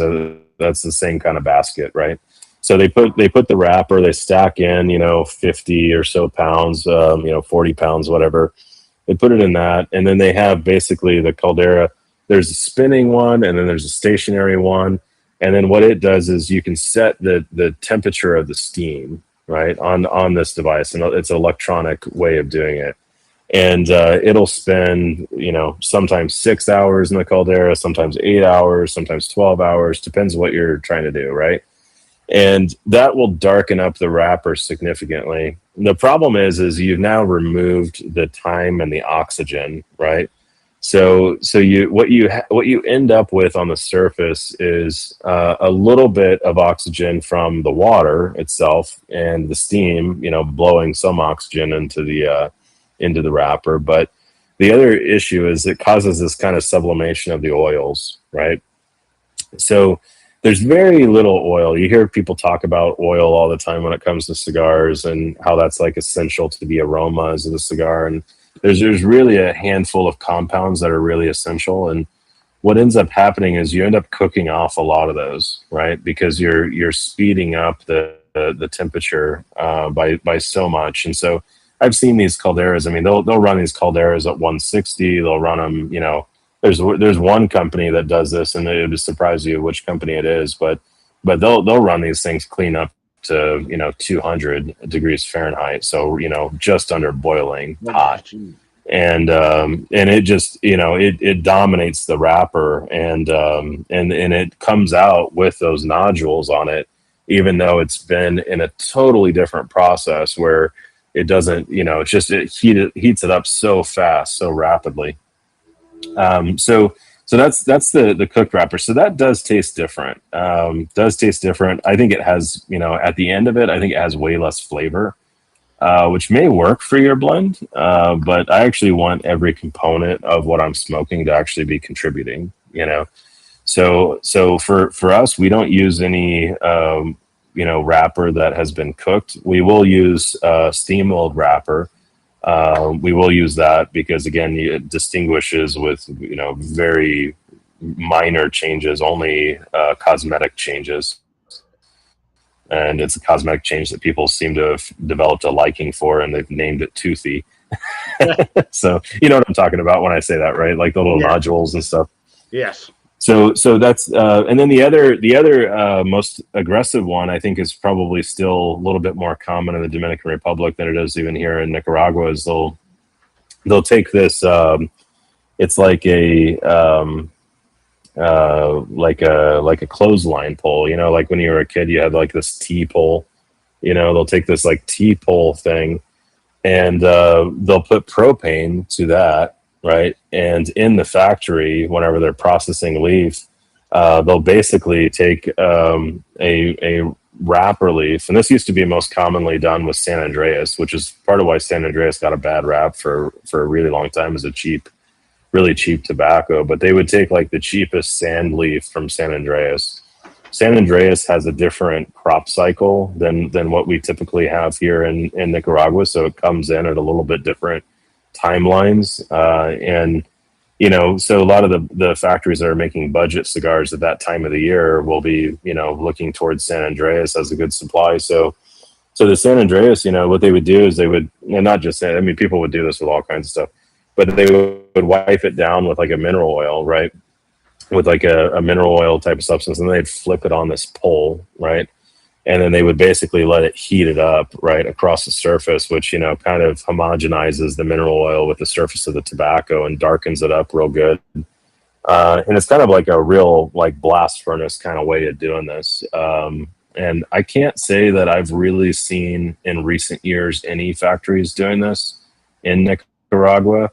I know that there once was a couple of factories that were doing it, but the mineral oil technique on the cigars is way more prevalent today. And when you see those cigars, and this is like goes back to our gray market conversation, a lot of those cigars that are bundle cigars, and they come out and they're just like as like black as my cigar cutter, or as dark as the days are long, Yeah, they look almost fake. Yeah, they look those are generally painted with mineral oil, generally speaking, Yeah. And they almost they develop like a purple hue that's very synthetic in how it looks, And I'm not a fan of it. I'm not a fan of it. We made some examples here, and we want to do like I'm gonna have to probably buy some insurance or something like that, because we're gonna pretty soon we're gonna be doing a lot more YouTube. I've been saying that for a couple of months now, but we've recently had some success with it, and so I want to do a series where I'm just focusing on cigar finishing, just finishing that happens in the factory, and what finishes are doing, and what's acceptable, what's kind of frowned upon, and kind of go into all the finishing techniques that we're aware of, and then just kind of explain to people like, here's why we do what we do, and here's kind of everything that we see happening. And so I don't know how well everybody's going to respond to that, but because probably after people see these videos, they'll be like, oh, that's why it looks like that. I actually don't want to smoke that. So when I went down to Veracruz and to the Turrent factory out there, I was there on a day where they were doing stone curing, which old school method of taking basically digging a hole and then putting setting in fire, then putting stones across it, and then laying the tobacco on the stones so that they would Mm. the stones would get hot, not too hot, but hot enough that they would cure. And it's a slow process that they would go through. It's a method that's not really used anymore, but they were curing that tobacco for a customer who requested it be done stone cured. Yeah, And so it was such a it's interesting. fascinating process to watch them do, because that was the way that they used to do it back Yeah, in the yeah, day, before before they had very, hot boxes and the barns. yep, very, very, very similar to that clothesline pull technique. Yes, Where and just this way, not yeah, like adding, not putting anything yeah, on it, but just letting the rocks right, do the right, work right, for you. And I was yeah, fascinated by it. It was one of my favorites. yeah, It's like, oh, I'm here. It's like, yeah, we only do this maybe 3 or 4 times a year, and it's only when a customer requests. That's how they want the curing done on the tobacco. But yeah, I was fascinated by it, because they trenched, they filled it full of sticks, they lit it on fire, buried it, and then started covering with rocks. Layer, Did they covered, did they use like banana leaf for the humidity? Yes. Is that they lay down? Yeah, okay, that makes sense. Yeah, that makes sense. So it was a steaming technique. Yeah. It's fascinating too. I mean, there's no end to like what you'll learn about cigars and tobacco and processing, and just the same as today, we're fortunate to have so many really creative brands. I mean, on the manufacturing side, there has been or had been so many different creative ways of like looking at solving problems, and even stuff like with our jade process, like we just flat out don't know if anyone's ever done this before. We don't think so. It's a is it an efficient way of doing candela? No. It's not efficient at all. Like, and not only that, like myself, Esteban, and Anthony, the creator of this 6x60. So we're the only ones that actually know the process. So like whenever we process this tobacco, it's basically going to be the three of us out there working the tobacco, and so it's not every day that you're going to get the founders of the company making the wrapper for the cigar, but we're the only ones that in our company know how to do it. So I can't imagine how many techniques have like come and gone and never got recorded and never got shared. And that's why whenever we approach the idea of like doing media and doing YouTube without sounding like nerds all the time, which I'm sure we do anyway, but we really wanted to share the actual cigar making process the same way that winemakers share the winemaking process. Show everybody, here's all the techniques, and here's the influences that we're aware of, and just display it for what it is, and then show people here's what we actually do at the end of the day. I think there's a lot more people that are nerdy about this stuff like you and me that I think realize that they like to see the stuff. They like to see look, I like to sit. They always say don't watch how your food's made, but I want to watch it. I want to see how it's done. I'm curious. I want to learn something. Did you watch our video that I did on molds, on cigar molds? No, I have that one in the queue to watch. I also did a video on molds on really? All right. Yeah, a long time ago. I've not seen this. I went into a humidor, and the humidifier was leaking water onto cigars, and they were molding. Oh, you're talking about mold. I'm talking about cigar molds, like forms. No. Yeah, like. Oh yeah, no. They were selling moldy cigars though. No, they were basically giving them away because they couldn't sell them. Oh. And I said, I'll buy it. Oh. I'll buy them off you. Yeah. And why would you buy them if they're giving them away? Why would you do that? Right. He cut me. He wasn't really like giving them away, but at the price that he was selling them for, you practically giving them away. And so I show the process of cleaning that and clearing that off so that you can make it smokable again. So that way it doesn't and it doesn't contaminate your humidor. But It, so I it, went yeah, through it, mold. and so that, yeah, I did a video on that one a long time ago. Okay, I have to watch it. Mold is in the retail space. Man, it's amazing. Some retailers suffer from it, and others have never had to think about it. And the thing is about like water dripping on cigars. That's why the less than 3 micron ultrasonic humidifiers are really the graceland for it. I mean, that's what we use. We use less than 3 micron ultrasonic here in the factory, multiple locations throughout the factory. We have ultrasonics running. And, it's expensive because, you have these transducers and they get clogged and everything. And you got to run RO water to them, reverse osmosis water, which is super clean. But that's good for the air. It's really, really like RO water. And it's good for the transducers and the actual ultrasonic device. But, if you actually are using RO water on tobacco, it's actually pretty bad for the tobacco because tobacco has a big issue, as many organics do, with white mold, right? So it's just a species of mold called white mold. And, that's generally the kind of mold that kind of hits you in the face where you think, oh, my collection's done because I have some of this. But the thing is, that mold will go away very quick. On its own, usually just with some sunlight, UV, stuff like that, it will kind of dissipate on its own. It's the green mold, the black molds, all that kind of stuff. When you start getting that in your humidor, you gotta really, you gotta really make. There's no fixing. There's no fixing the black. Yeah, I've been into a few shops and I've seen the black mold start, those, and I'm like, nope, right.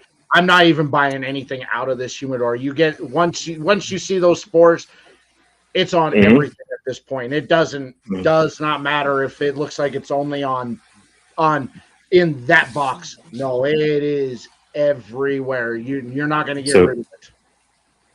So, but that's one of the things that's dangerous about RO water directly touching tobacco. Oh yeah, big misconception. You're taking those nutrients that the water naturally has out, and as a defender, yeah. So on that, and it's just not going. It just doesn't. It just doesn't. It creates a breeding ground for mold. For mold, anytime taking away natural defenses from. And you do that with anything, and it works. Look, I've worked for Coca-Cola for almost 20 years as a technician. I see molds all the time, and the worst molds that I see are those that have RO systems.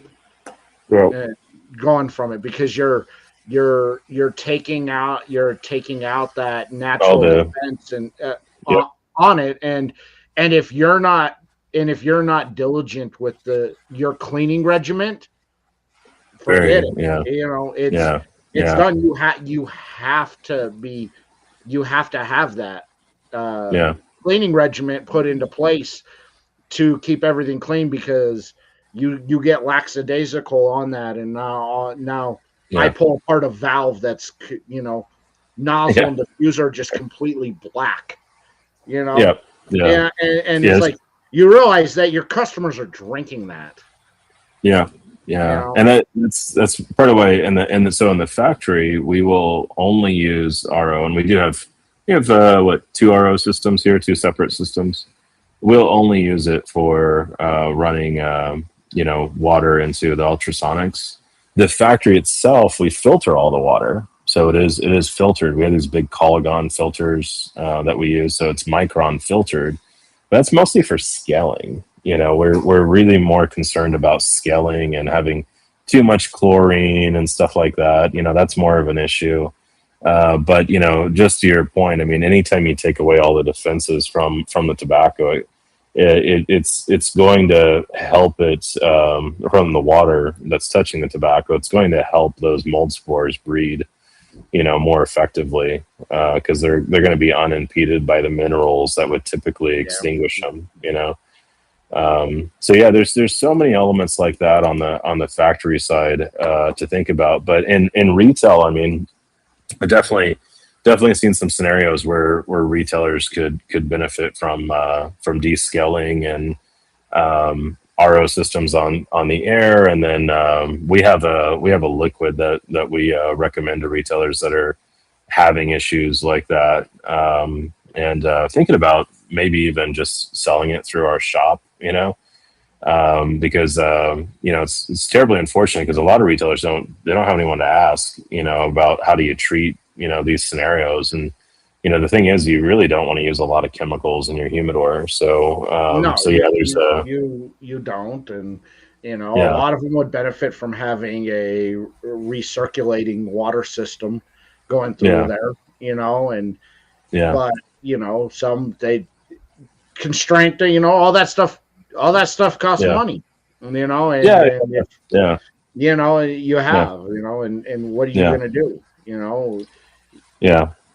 that costs money, and the recirculating pumps, run. You have to have it isolated out because they can get loud. They run 24/7, but it's going to give you it's going to give you the best possibility for in your humidor, best quality.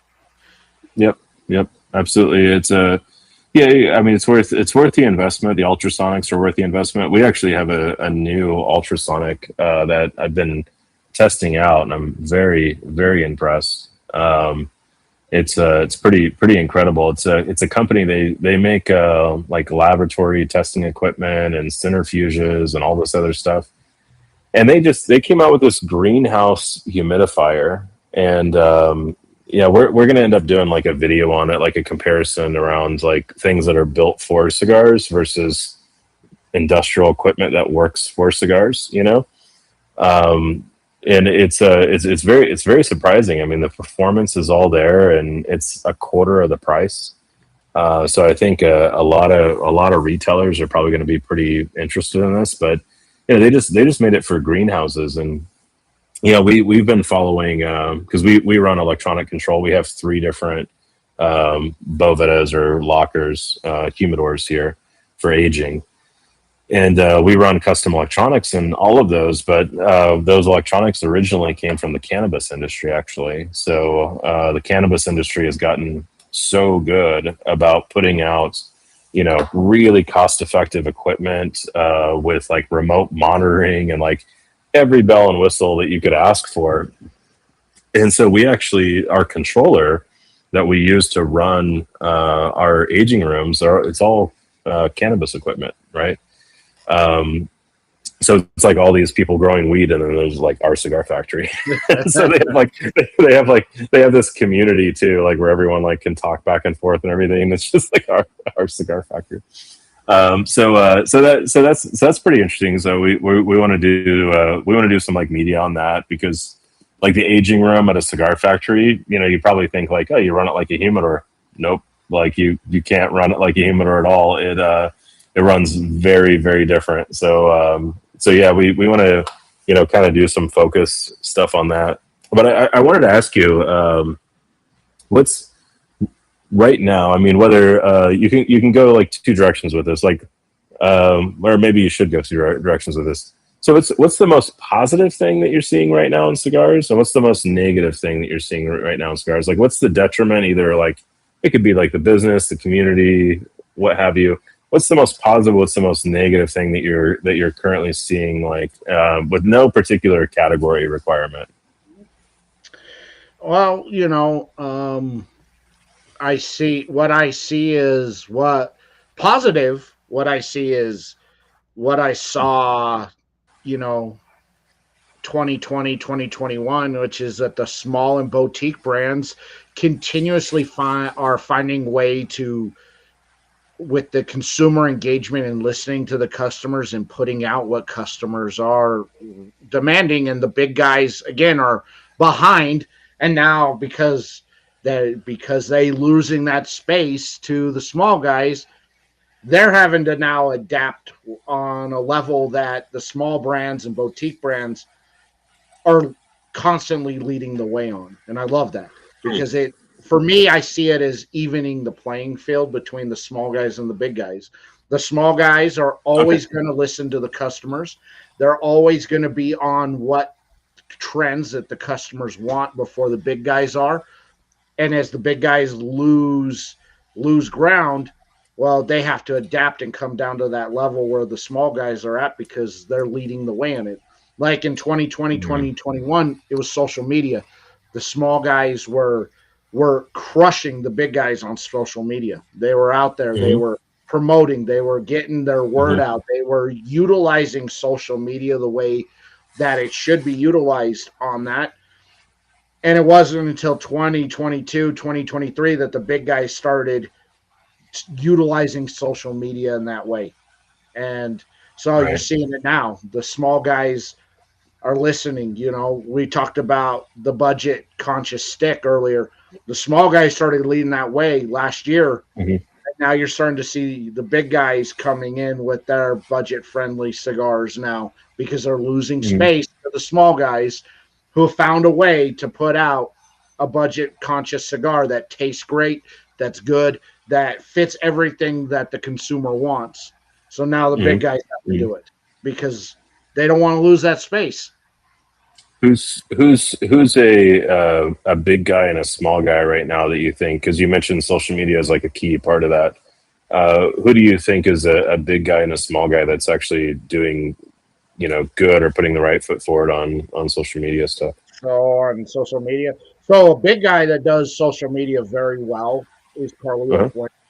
He's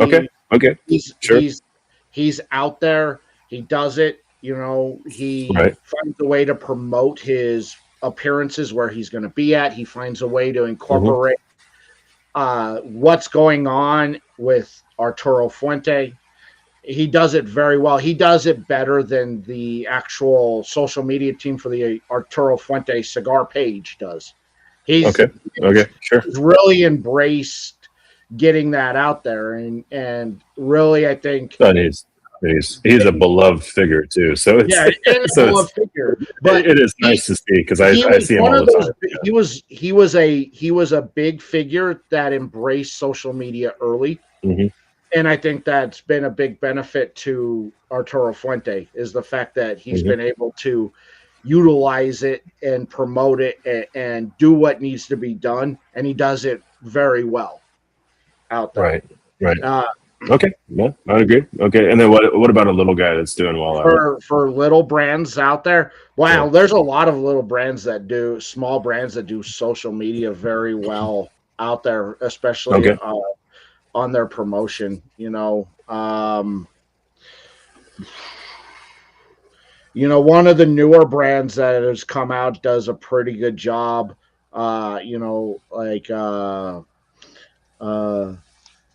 Sable Cigars does a very good job as a newer brand. The Cigar Clowns do a fantastic job on social media. They're really I think they're for me, they're one of the best at getting that social at utilizing social media the way it should be used out there, and Banff Cigars, even though that just not a manufacturer, with their own line, but also manufacture for tons of other people as well, utilize social media and getting and putting themselves out there. I think that they've all done a very good job at hitting what needs to be done on social media. Negative wise, like what's no throwing people under the bus, please. But that's not what I'm trying to elicit here. It will never change, but the pettiness out there. Will never change. Justin Angioni, who owns Bunny Droppings, he paid homage to the pettiness of the industry by putting his last cigar he put out was the Anti-Drama Drama Club.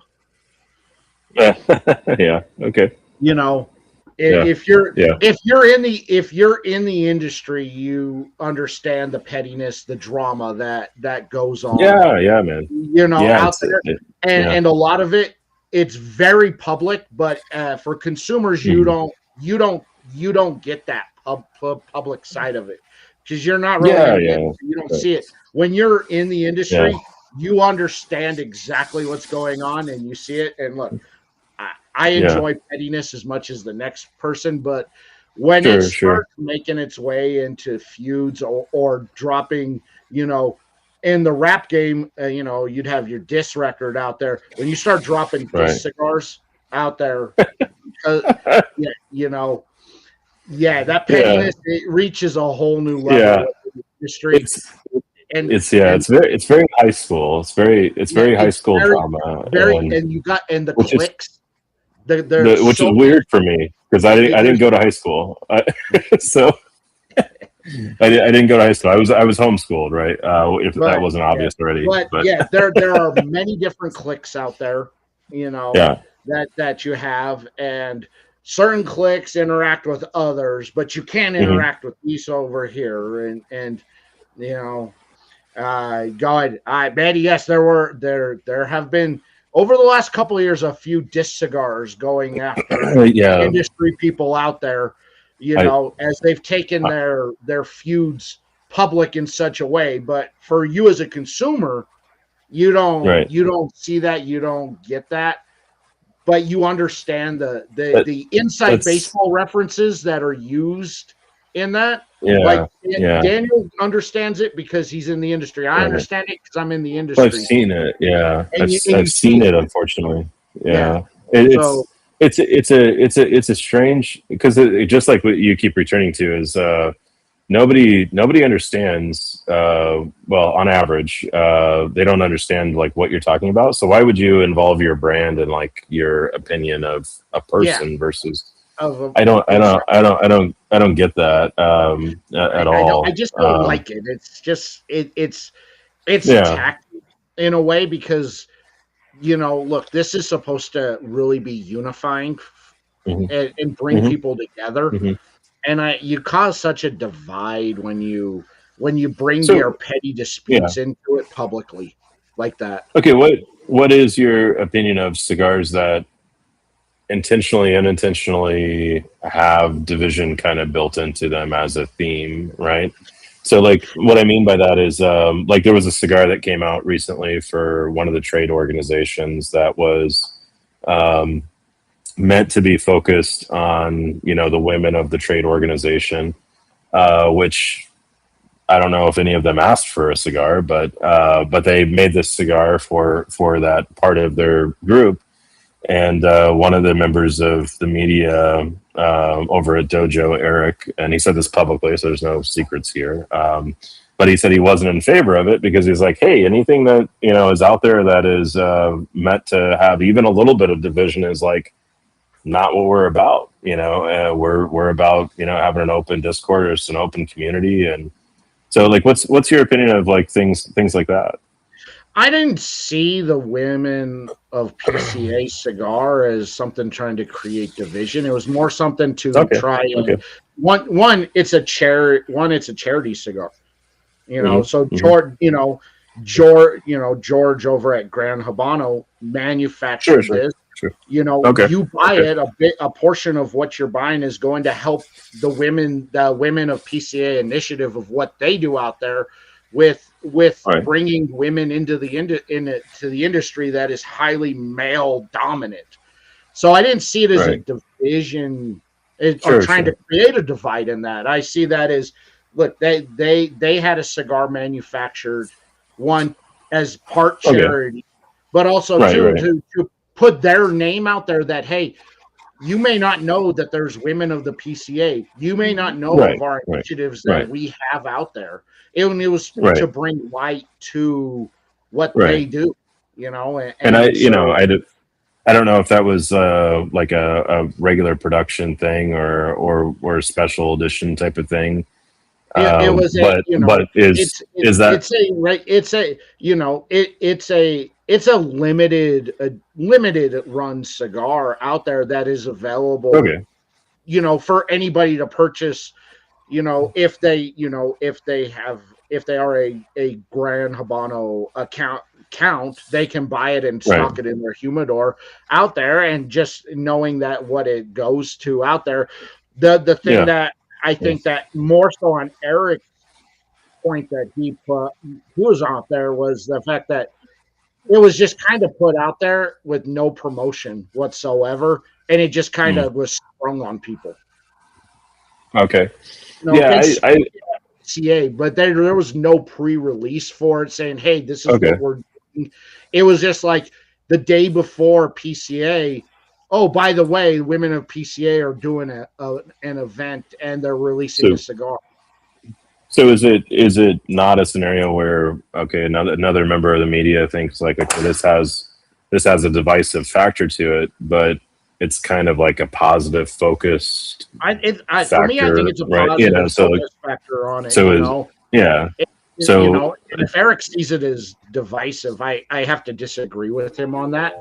I see it more as a way to draw attention to an initiative that's part of that, especially for the women that are in the industry, and to bring light to what the women are, and for what these women go out there and do.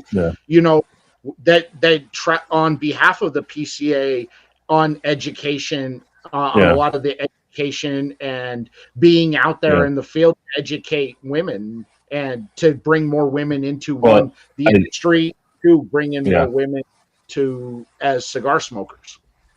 Yeah, I want to say I don't know that he said it was divisive, but I think the nature of what he says, it just shows like it maybe shows division. So I think they were doing like one of those shows where they are like talking about whether they're interested or not interested in a particular thing, and I think he just said he wasn't interested because it was something that was meant to show like a difference between us, like, because I mean I'm genuinely from the from the position that I feel like all cigar smokers are cigar smokers, like there's there's the core cigar smokers where they're in the lounge every single day, they're smoking a cigar every single day, those are the people that we really built Domain for, was the the nerds in so many ways, right?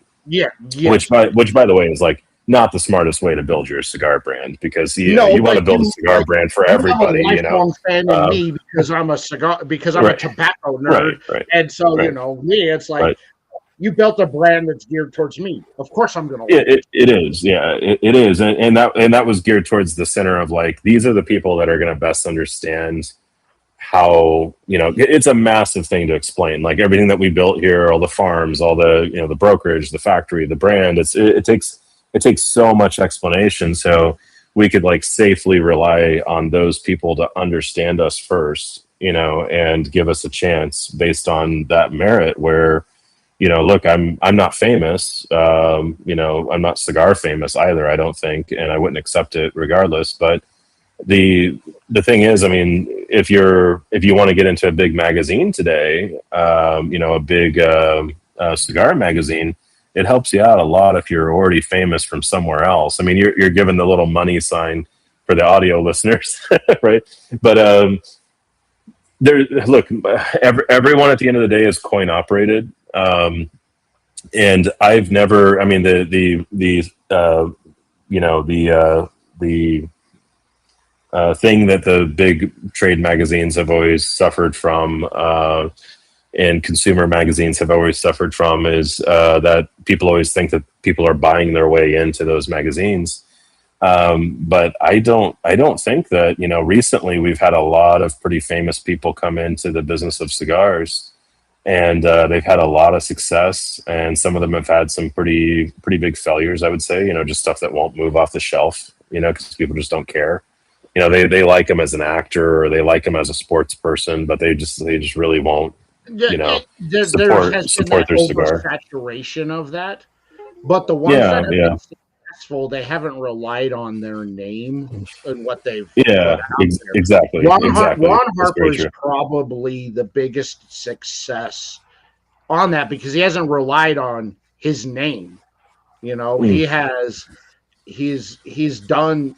I think he's done it the right way, which is, this is the Underrated is a tribute cigar to me, but you know, I took the time to come down to Nicaragua. I took the time to learn from Luciano himself, and I'm out there every week on the road doing cut and lights, talking about my experience that on this cigar. You're talking about Ron Harper, right? Yeah, Ron Harper. Yeah, with the Underrated. Ron. Yeah. You know, he's done it right, and he doesn't rely on his name, you know, to push that cigar. Yeah, he lets Luciano and his salespeople out there do it, but he puts a face to it and goes out there and does the cut and lights. He goes out there. He's not too big to go to Fargo, North Dakota to do a cut and light.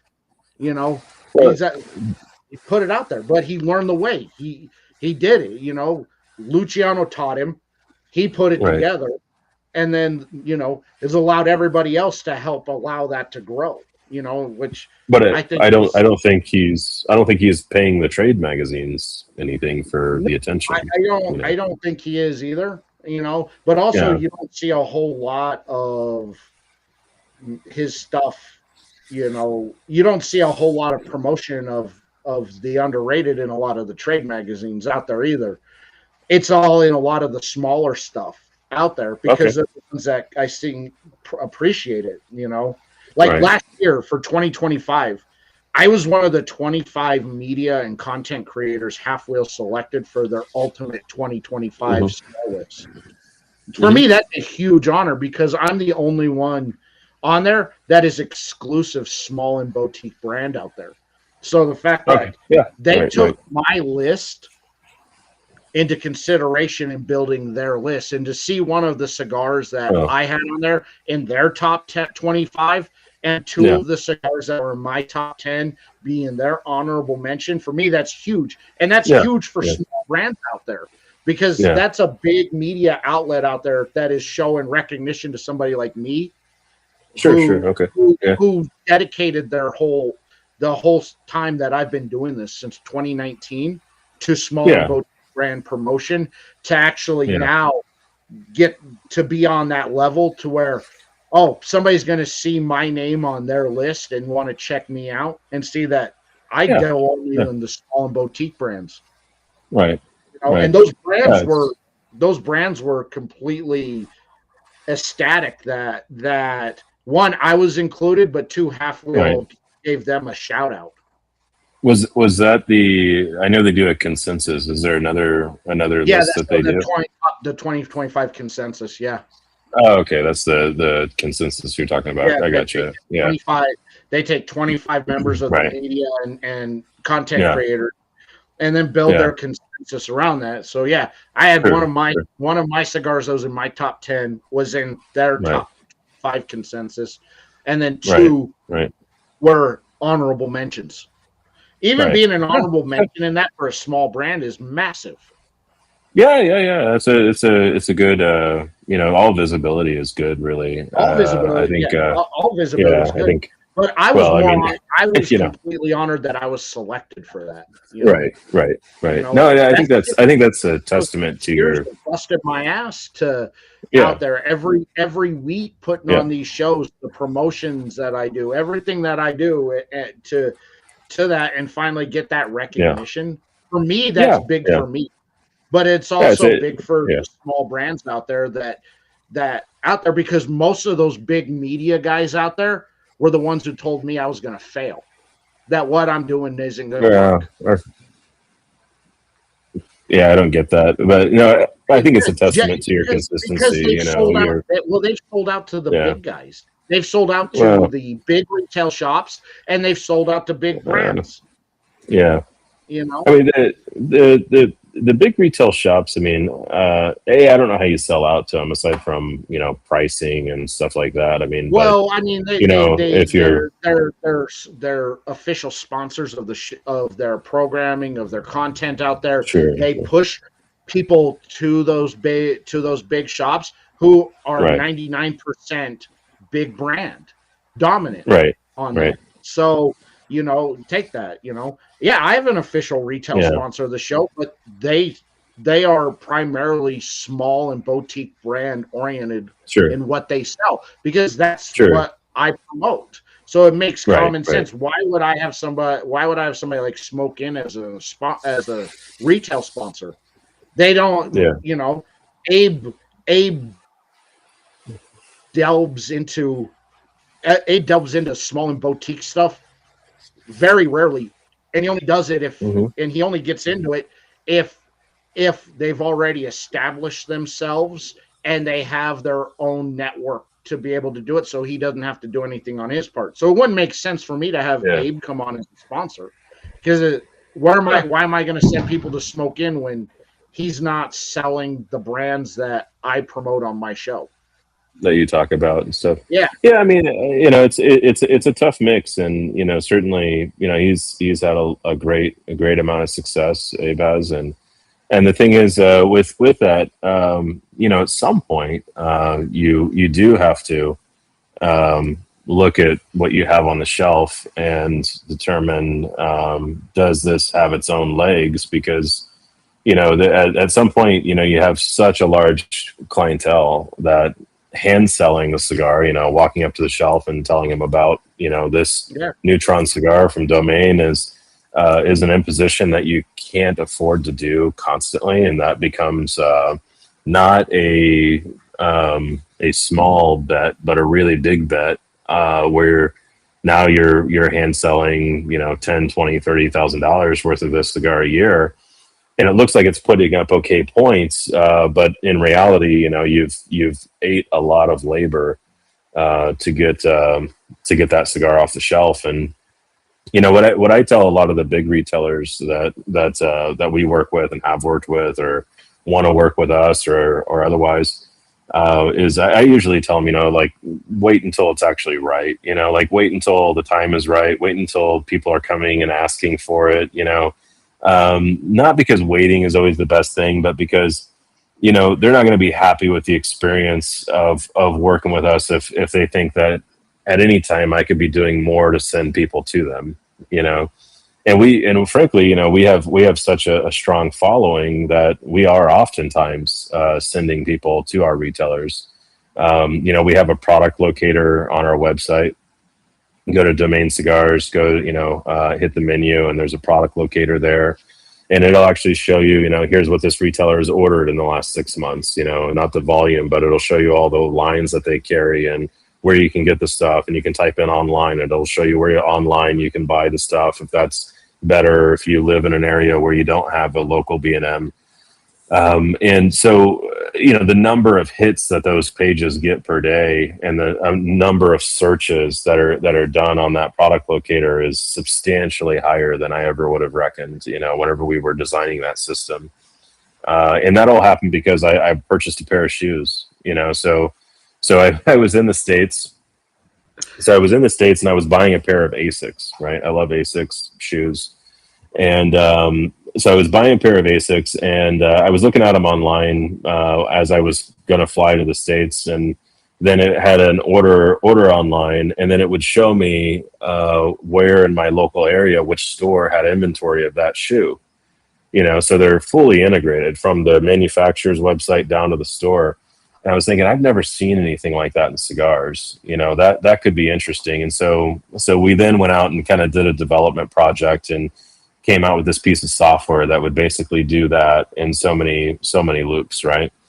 And so, instead of being a store locator, it's actually a product locator. So it helps you locate products. And that one flip, of how you think about sending customers into retail really, really changed things. And I think for the better, but yeah, with the big retailers, we are in a market right now where, to your point about value cigars, in a stressed market where they never declare a recession until it's almost over, then they declare a recession, then they declare a recession, and then they print money like crazy, and everybody lives fat and happily ever after, right?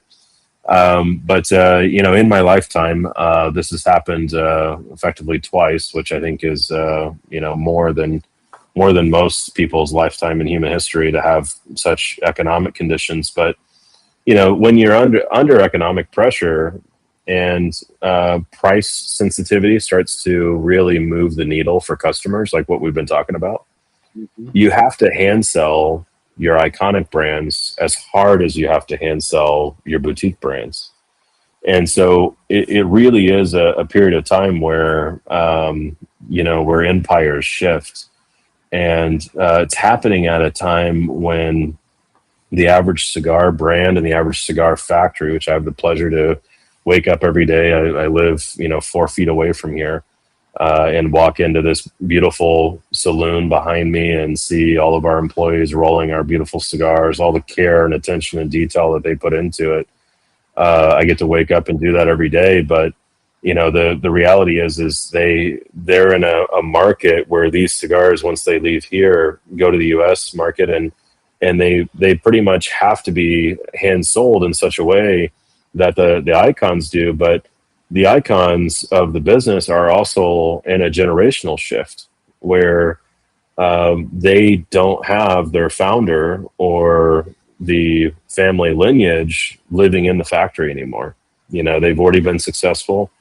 Many of them were successful investing in their respective countries and construction companies and, rental units and buying land and doing all these other things where, their kids are now in a position where they have to take over the family business, the cigar factory, and they don't always have the best track record in the second and third generations of this business. Historically, the second and third generations in this business actually don't fare very well. And that's not really well understood, I think, by many people. And we're very much in an economic condition and a condition of, the kind of time of age, right, where a lot of those iconic brands are starting to hand over the business. And so it's going to be really crucial for those retailers that are those large retailers that are very successful to consider whether or not everybody else is also hand selling the icons at the same rate that they are. And whether or not the guys that you mentioned that are excellent at social media and, really not engaging in the, nonsense marketing, I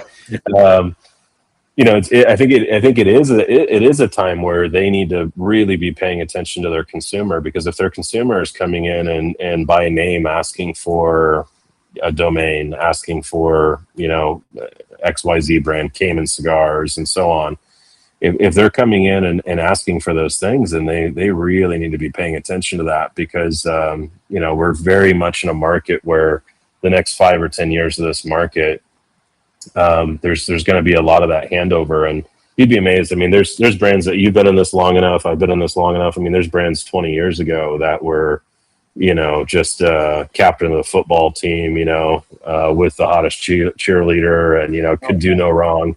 And they're not even on the shelves anymore, You have, but you've also seen it like at PCA, over the last few years, the rise in the small brands that are taking their shot with the booths and, making that massive investment in there to say, we're here. And that, to me, I see that as good competition out there, is that they're saying we're going to be here for a long time. We're not going anywhere. Yeah. And I love seeing, and that's something that I love seeing.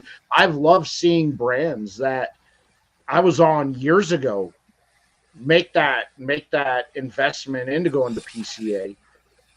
I love seeing small brands that I've been on that have blown up, that have gotten that big recognition out there. Like I love seeing that, having a brand this year at PCA grab me while they're talking to a customer. We're only here because of him. I'm like, no, Right. you're here because you make a good cigar, man. He's like, Sure, no, sure. man, because our cigar made your top 10, and the week after it was in the top Right. 10, you know, we had this massive run on the website and sold out. Oh wow. You know, Mhm. we're here because of you, because you believed in it. Man, you just make good stuff. You make good stuff. People will come. They'll find you eventually, even if that Yeah, means that they yeah, have to wait for me to say it's a good stuff. yeah. That definitely.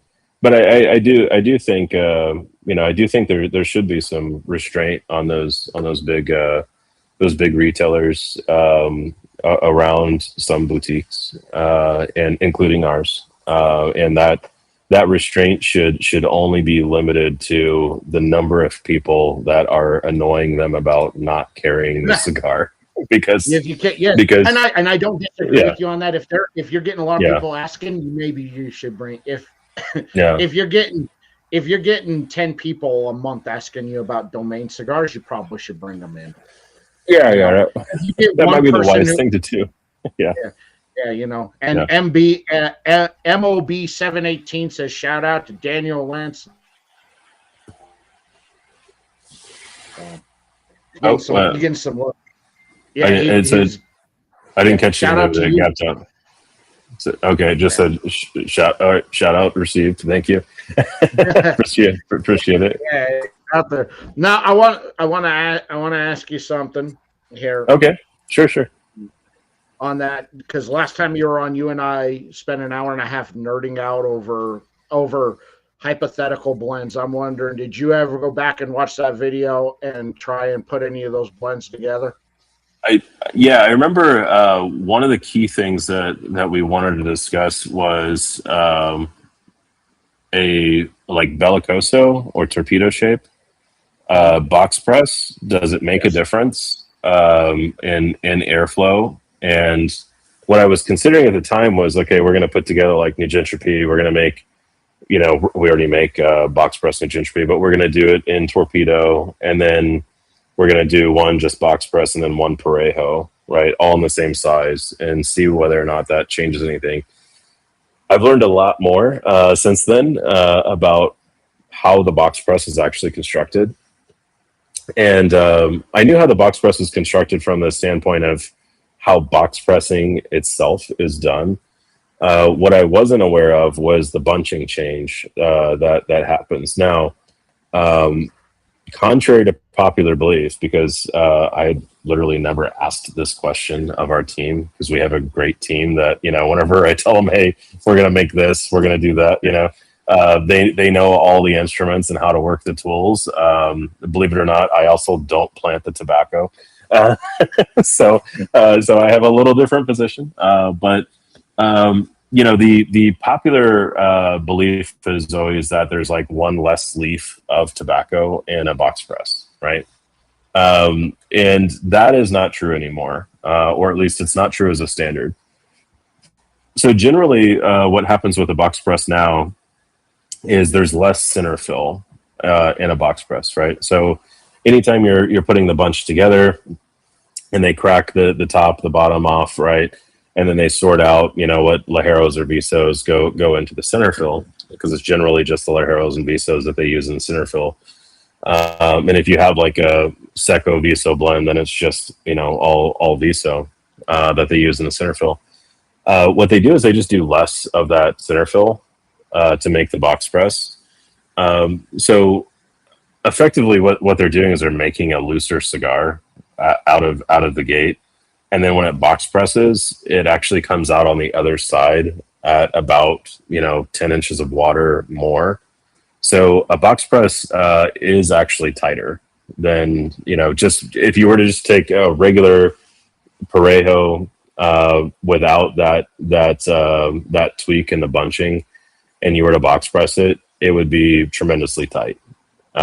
So the box press actually doesn't have more area in the cigar. The ratio also does not really create more area. It's the same boundary. The airflow through the corners is negligibly the same.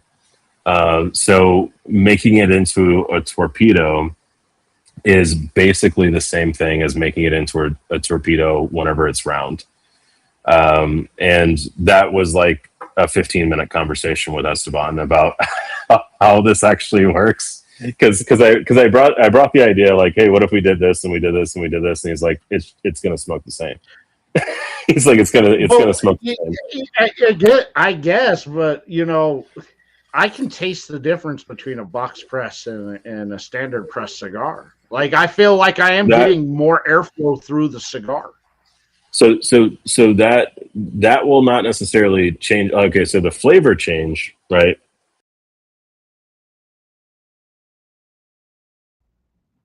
Nope.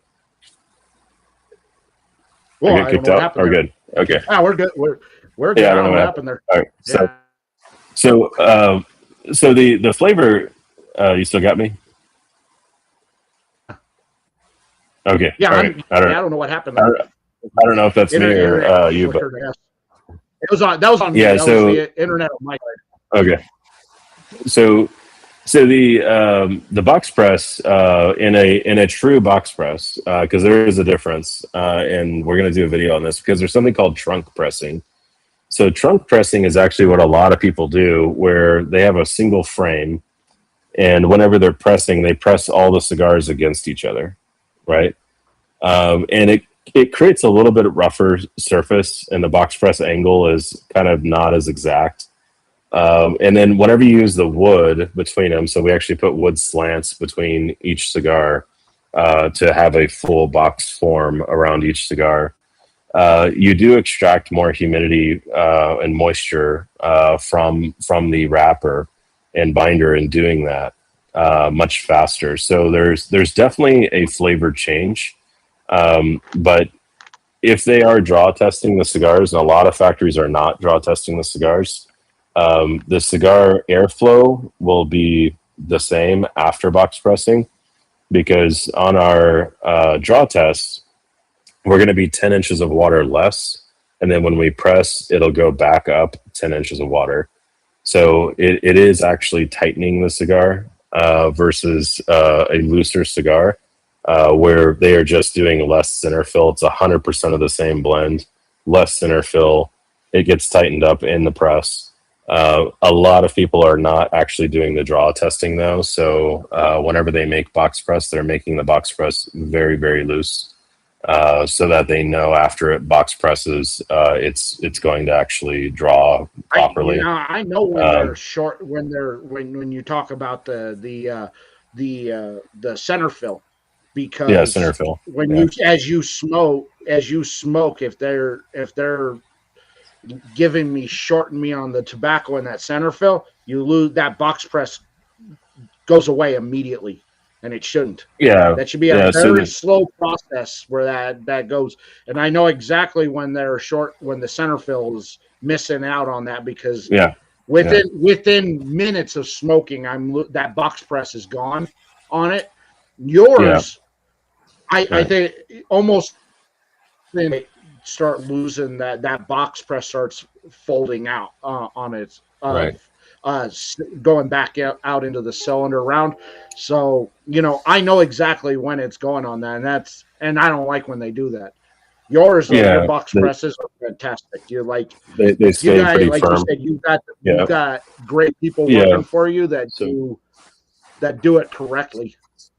So this is a cigar mold. This is Legal Forma that we've developed in partnership with a great company that will be launching these to all other factories. It's a design that I helped significantly with, and they've done an incredible job.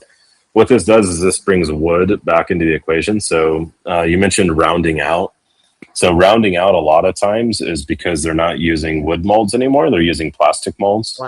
And the plastic doesn't extract any humidity from the bunch, really. It kind of actually seals in the humidity. So whenever you go to box press and you're forming the box press after the wrapper's gone on, if you're not using a ton of glue on that wrapper, then you're going to round out more because your binder is basically going to be able to slide along the wrapper. And that basically causes it to round out a lot quicker. is what we found, and it kind of starts at this stage of the pressing of the cigar. So that's been an interesting discovery. But yeah, I did take note of our last conversation on whether box press torpedo really made sense because you had better airflow. But at the end of the day, if you are using wood molds, if you're using a draw master and you're draw mastering 5-10 points less, generally 10 points on average, so you're going 20 inches of water to 30 inches of water versus a Parejo cigar where you would go 30 inches of water to 40 inches of water. That's our standard SOP. Most factories won't share that. It was actually, we had to call 12 different factories, and only 2 of them were like, yeah, we'll kind of tell you what we do. And because there's so much opinion and variation on these things. But generally speaking, if you're using wood molds and you're draw testing on the other side of the box press, the torpedo itself should have the same amount of restriction as a regular Parejo. And that's the conversation that I had with Esteban about it. And then it was like, okay, this is kind of a pointless test because it's going to be the same on the other side. And then we actually do a lot of post-rolling testing. On all of our Connecticut's, because we did our Connecticut's, I think, a lot firmer than what we've really put out any other cigar.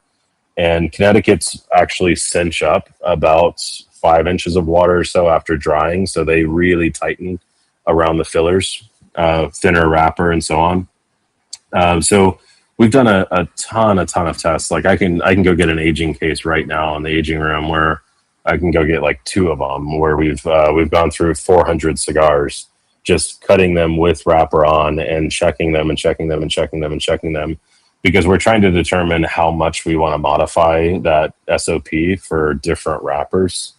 And it is phenomenal that the rollers, the Bancheros, are able to hit those levels, and we're talking, on average, it's 500 milligrams or so of tobacco. So they can just feel that in their hand, and they're doing it so fast. But one of the things that draw testing also does is it ensures, on a wheel of cigars, that you have a proportionate amount of displacement of tobacco. Because if you're not draw testing, you can still succumb to roller fatigue. It's at the end of the week, they've been fighting with their wife or girlfriend, and they're just not having the best day in the factory. You can end up with cigars that are going to be really biased towards one side or the other. The other thing that we noticed, and I talk about this actually in the video. I'm going to grab one of these molds real quick. This is proof that this is a real cigar factory, because I can actually walk in the background here. So the other thing that we kind of uncovered was that these plastic molds, they flex so much, and you can actually see the flexing of the mold. So here I have a loaded up mold, and when we take this apart, we can actually see it will flex very, very easily, right? And we're putting a ton of pressure on these. So we have this big Archimedes screw on the press that they're tightening down. And what ends up happening, and you see on this mold, they've not loaded the corners, they've loaded the center. And what we'll often see is the outside cigars will actually have tightness where the insides will be a little bit softer. They can also be looser depending on whether they're at the top of the stack or whether they're at the bottom of the stack. If they're at the bottom of the stack, then this plastic, which is a thermal plastic, and you can't really see it on camera, but these get beat up just like wood molds do. And that's what this Liga La Forma actually corrects, is you get really even displacement and pressure on the tobacco, which is part of why we've invested so much time and energy in helping to fix this for the whole business. I mean, they're going to be able to sell these to all the other factories and everything else. So we've completely donated all of our efforts in helping the community kind of move forward.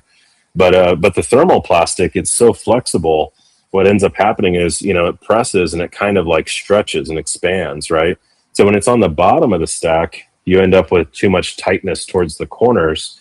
And then whenever it's on the top of the stack, these potato chip out so much, they just kind of wafer that, we have to use something called a taco. They call it a taco in the factory, which a taco is just like a fancy way of saying a board, right? So I'm just grabbing one of these from the press, right? So a taco means block in Spanish, right? So we call it a taco de maleta, or a wood block. So they end up putting this on top of the press to help with that, but it's still not enough, right? It's still not enough because, you have this wood, and this wood is, this is like a mahogany or something like that we're using. So it's a dense hard wood, but it's still not enough, right? It doesn't have consistent enough pressure to overcome that issue. And when you actually measure the area of airflow that you want for both turbulent and kind of a lavender flow on the airflow, you end up at about 60 thousandths of an inch, right? Is about where on our tubing, which our tubing is like 1/4 inch tubing on our Drawmaster at 40 inches of water, it comes out to about what is that? It comes 40 inches. It comes out to a couple of on weight, it comes out to like hundreds of milligrams of difference, right? On weight, but on pressure, 60 thousandths of an inch. That 60 thousandths of an inch goes wide or it goes tight. It goes down to 40 thousandths, right? So like 4 thousandths of an inch is like a human hair. So you're talking about like a pressure change from 45 or 50 inches of water at 40 thousandths of an inch, which is like 5 human hairs. Right.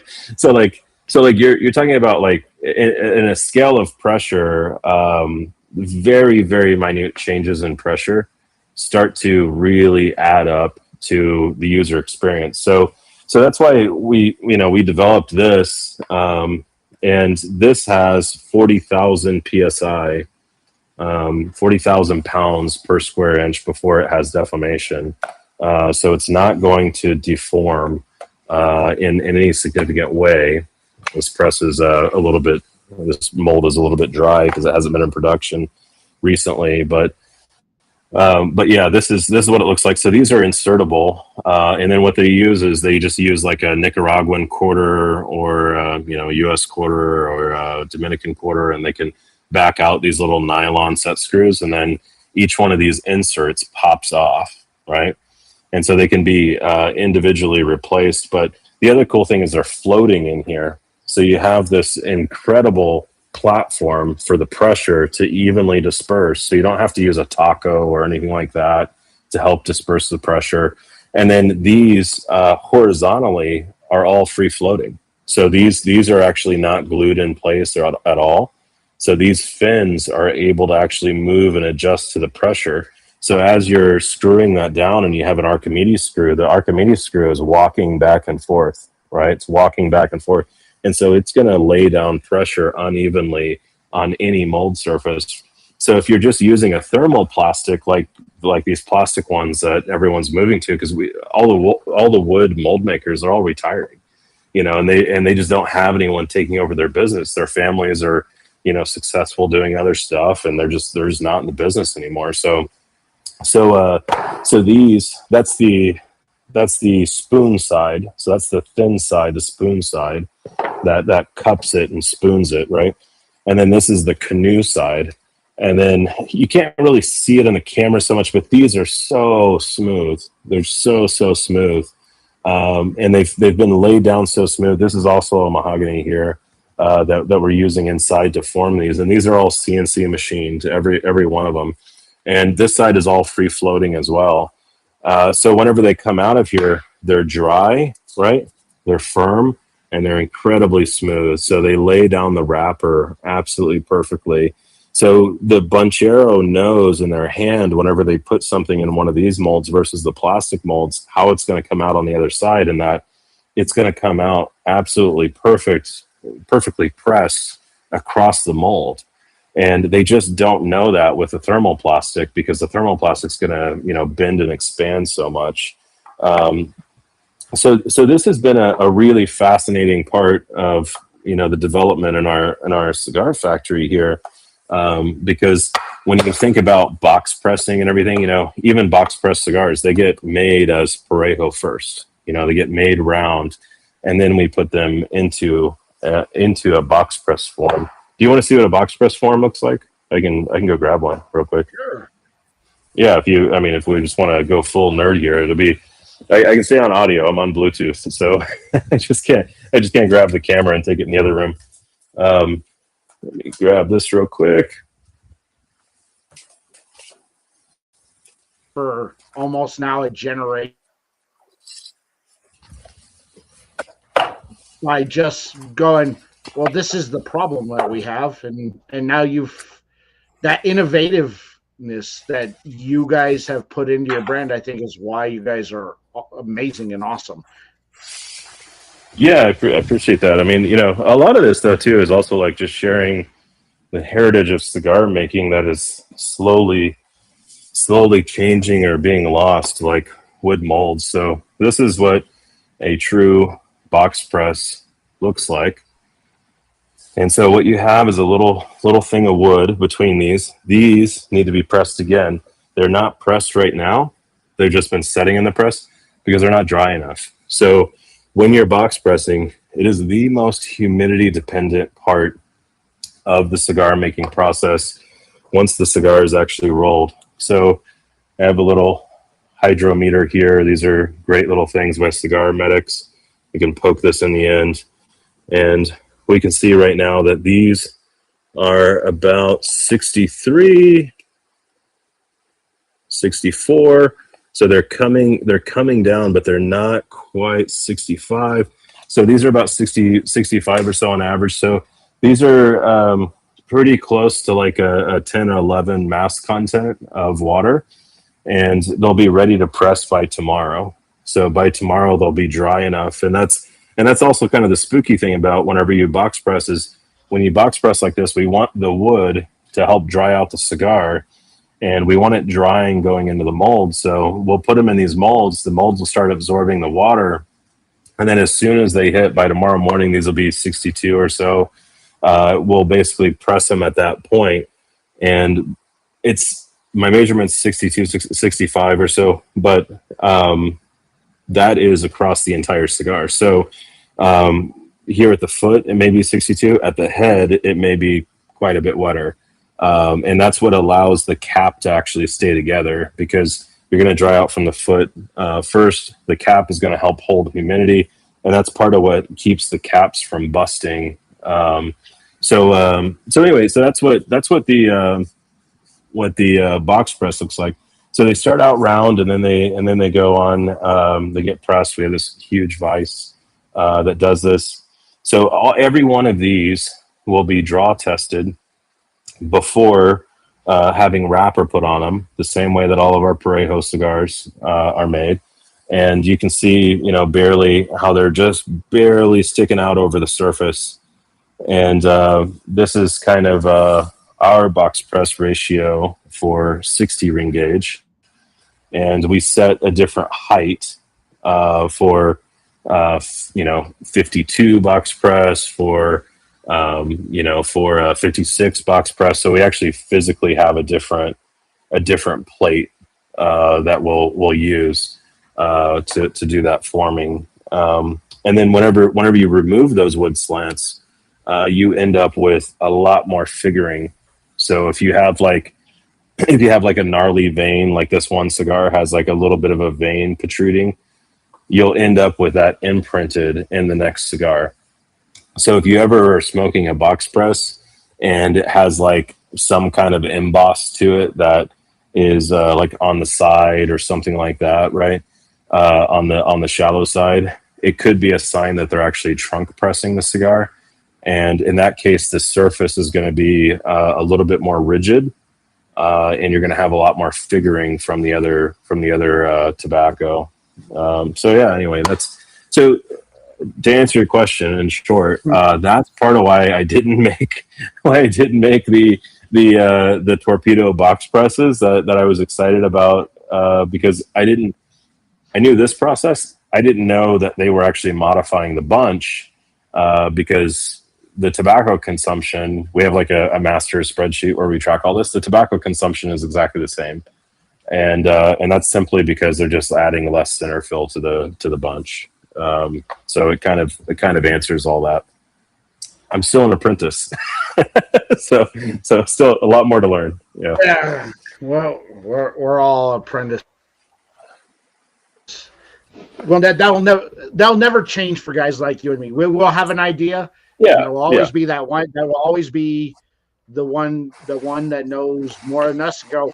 That's a great question, but it won't work, and here's why. And like, oh, okay. Well, I thought, it was a thought.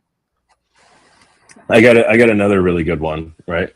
All right. So on our last conversation, we were talking about cellophane, like real cellophane, and I was talking to you about like you can tell if it's real cellophane or not by blowing hot air through it. It will stay crunchy. If it's the plastic that people are getting from China and stuff, like you can still feel this, it's still crunchy, because it's a wood-based product, right? And the plastic that people are getting from like China and stuff like that, thermoplastic, if you blow hot air through it, it'll like kind of turn into like a soft noodle, right? I was talking to our cellophane supplier, Shay, about this, and he's like, just burn the stuff. He's like, it's wood. He's like, just burn it, right? So I'll show you. Now, never do this in a cigar factory unless you own the cigar factory, because this stuff burns really fast. But you can burn it, right? And it will basically stay burning. Where if you do that with the plastic will coat up, and you can actually see how it's holding the smoke in there, right? It actually burns like wood. It stays lit, right? So it stays lit, and it doesn't soften up like plastic. It actually burns like wood. And he's like, that's how you know if you have a good cellophane. And I was like, that makes a lot more sense, but is also don't do that in a cigar factory. As I say, not as I do, right? But yeah, that's actually the best method to determine whether or not you're looking at plastic or whether you're looking at cellophane. So who knew? So Daniel, I learn so much every time I get to talk to you. I enjoy nerding out with you. There's I don't get many shows where I consider them like a show for me, where I get to nerd out and talk tobacco and talk process and dig deep in. I know for a lot of people that may not be their kind of thing on the show, but I like learning and I like having that knowledge in my back pocket.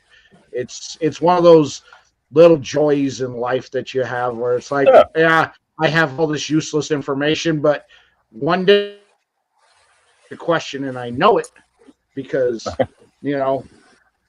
it's been talked about. It's like, oh, I can answer that question on why. Now, when anybody has any box question on that, now I have that knowledge that I'm gonna, that's my party trick that I have out there. Well, actually, let me. right.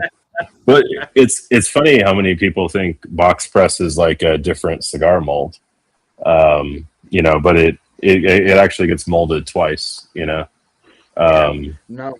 So that is kind of a good one to clear up. But like this and many of these things that we talked about, I mean, this is all stuff that we want to focus on like our YouTube channel and do more of that kind of stuff. That way, when I come on your show, you can be like, asking more questions about that kind of stuff, and then I can tell you, I don't know. I'll have to ask Esteban, and I'll go find an answer. Right. And yeah, well, you know what? Wait a couple of weeks, and I'll put a YouTube video out on it. Right, exactly, yeah. Right. They have a great YouTube channel.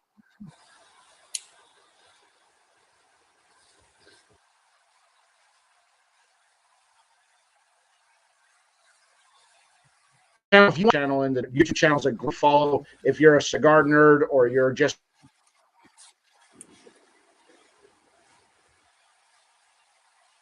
that really only tobacco nerds like us enjoy, go follow their channel. It's a great channel. It's a lot of fun. Domain Cigars on there. I'll put that in, and it will. You cannot. You can't ask for probably a better educational channel out there than what they do over there. Of course, they make fantastic cigars. Go get them. You know, I'm sold on them. You know, so that should be. Appreciate that. That should be all you need to know out there. Daniel, thank you so much for coming on. Yeah, I appreciate thanks, you guys. hanging out. Appreciate it. Next week, Miss Katana Dixon, Sable Cigar. She'll be on. It'll also be the last show till I go on my summer break for a month. So come hang out with us. Sure, we'll have a lot of fun. You get to watch me squirm around with a girl who I got a crush on, who also owns a cigar brand. Good luck with that. Thanks for having us again. Really appreciate it, and best of luck to you. Excellent. Thank you so much, everybody. Thank you so much for watching. Appreciate everybody in the comment section. You crushed it and rocked it as usual. So take care. Be safe out there. We're sweet and innocent boys, and we'll catch you later.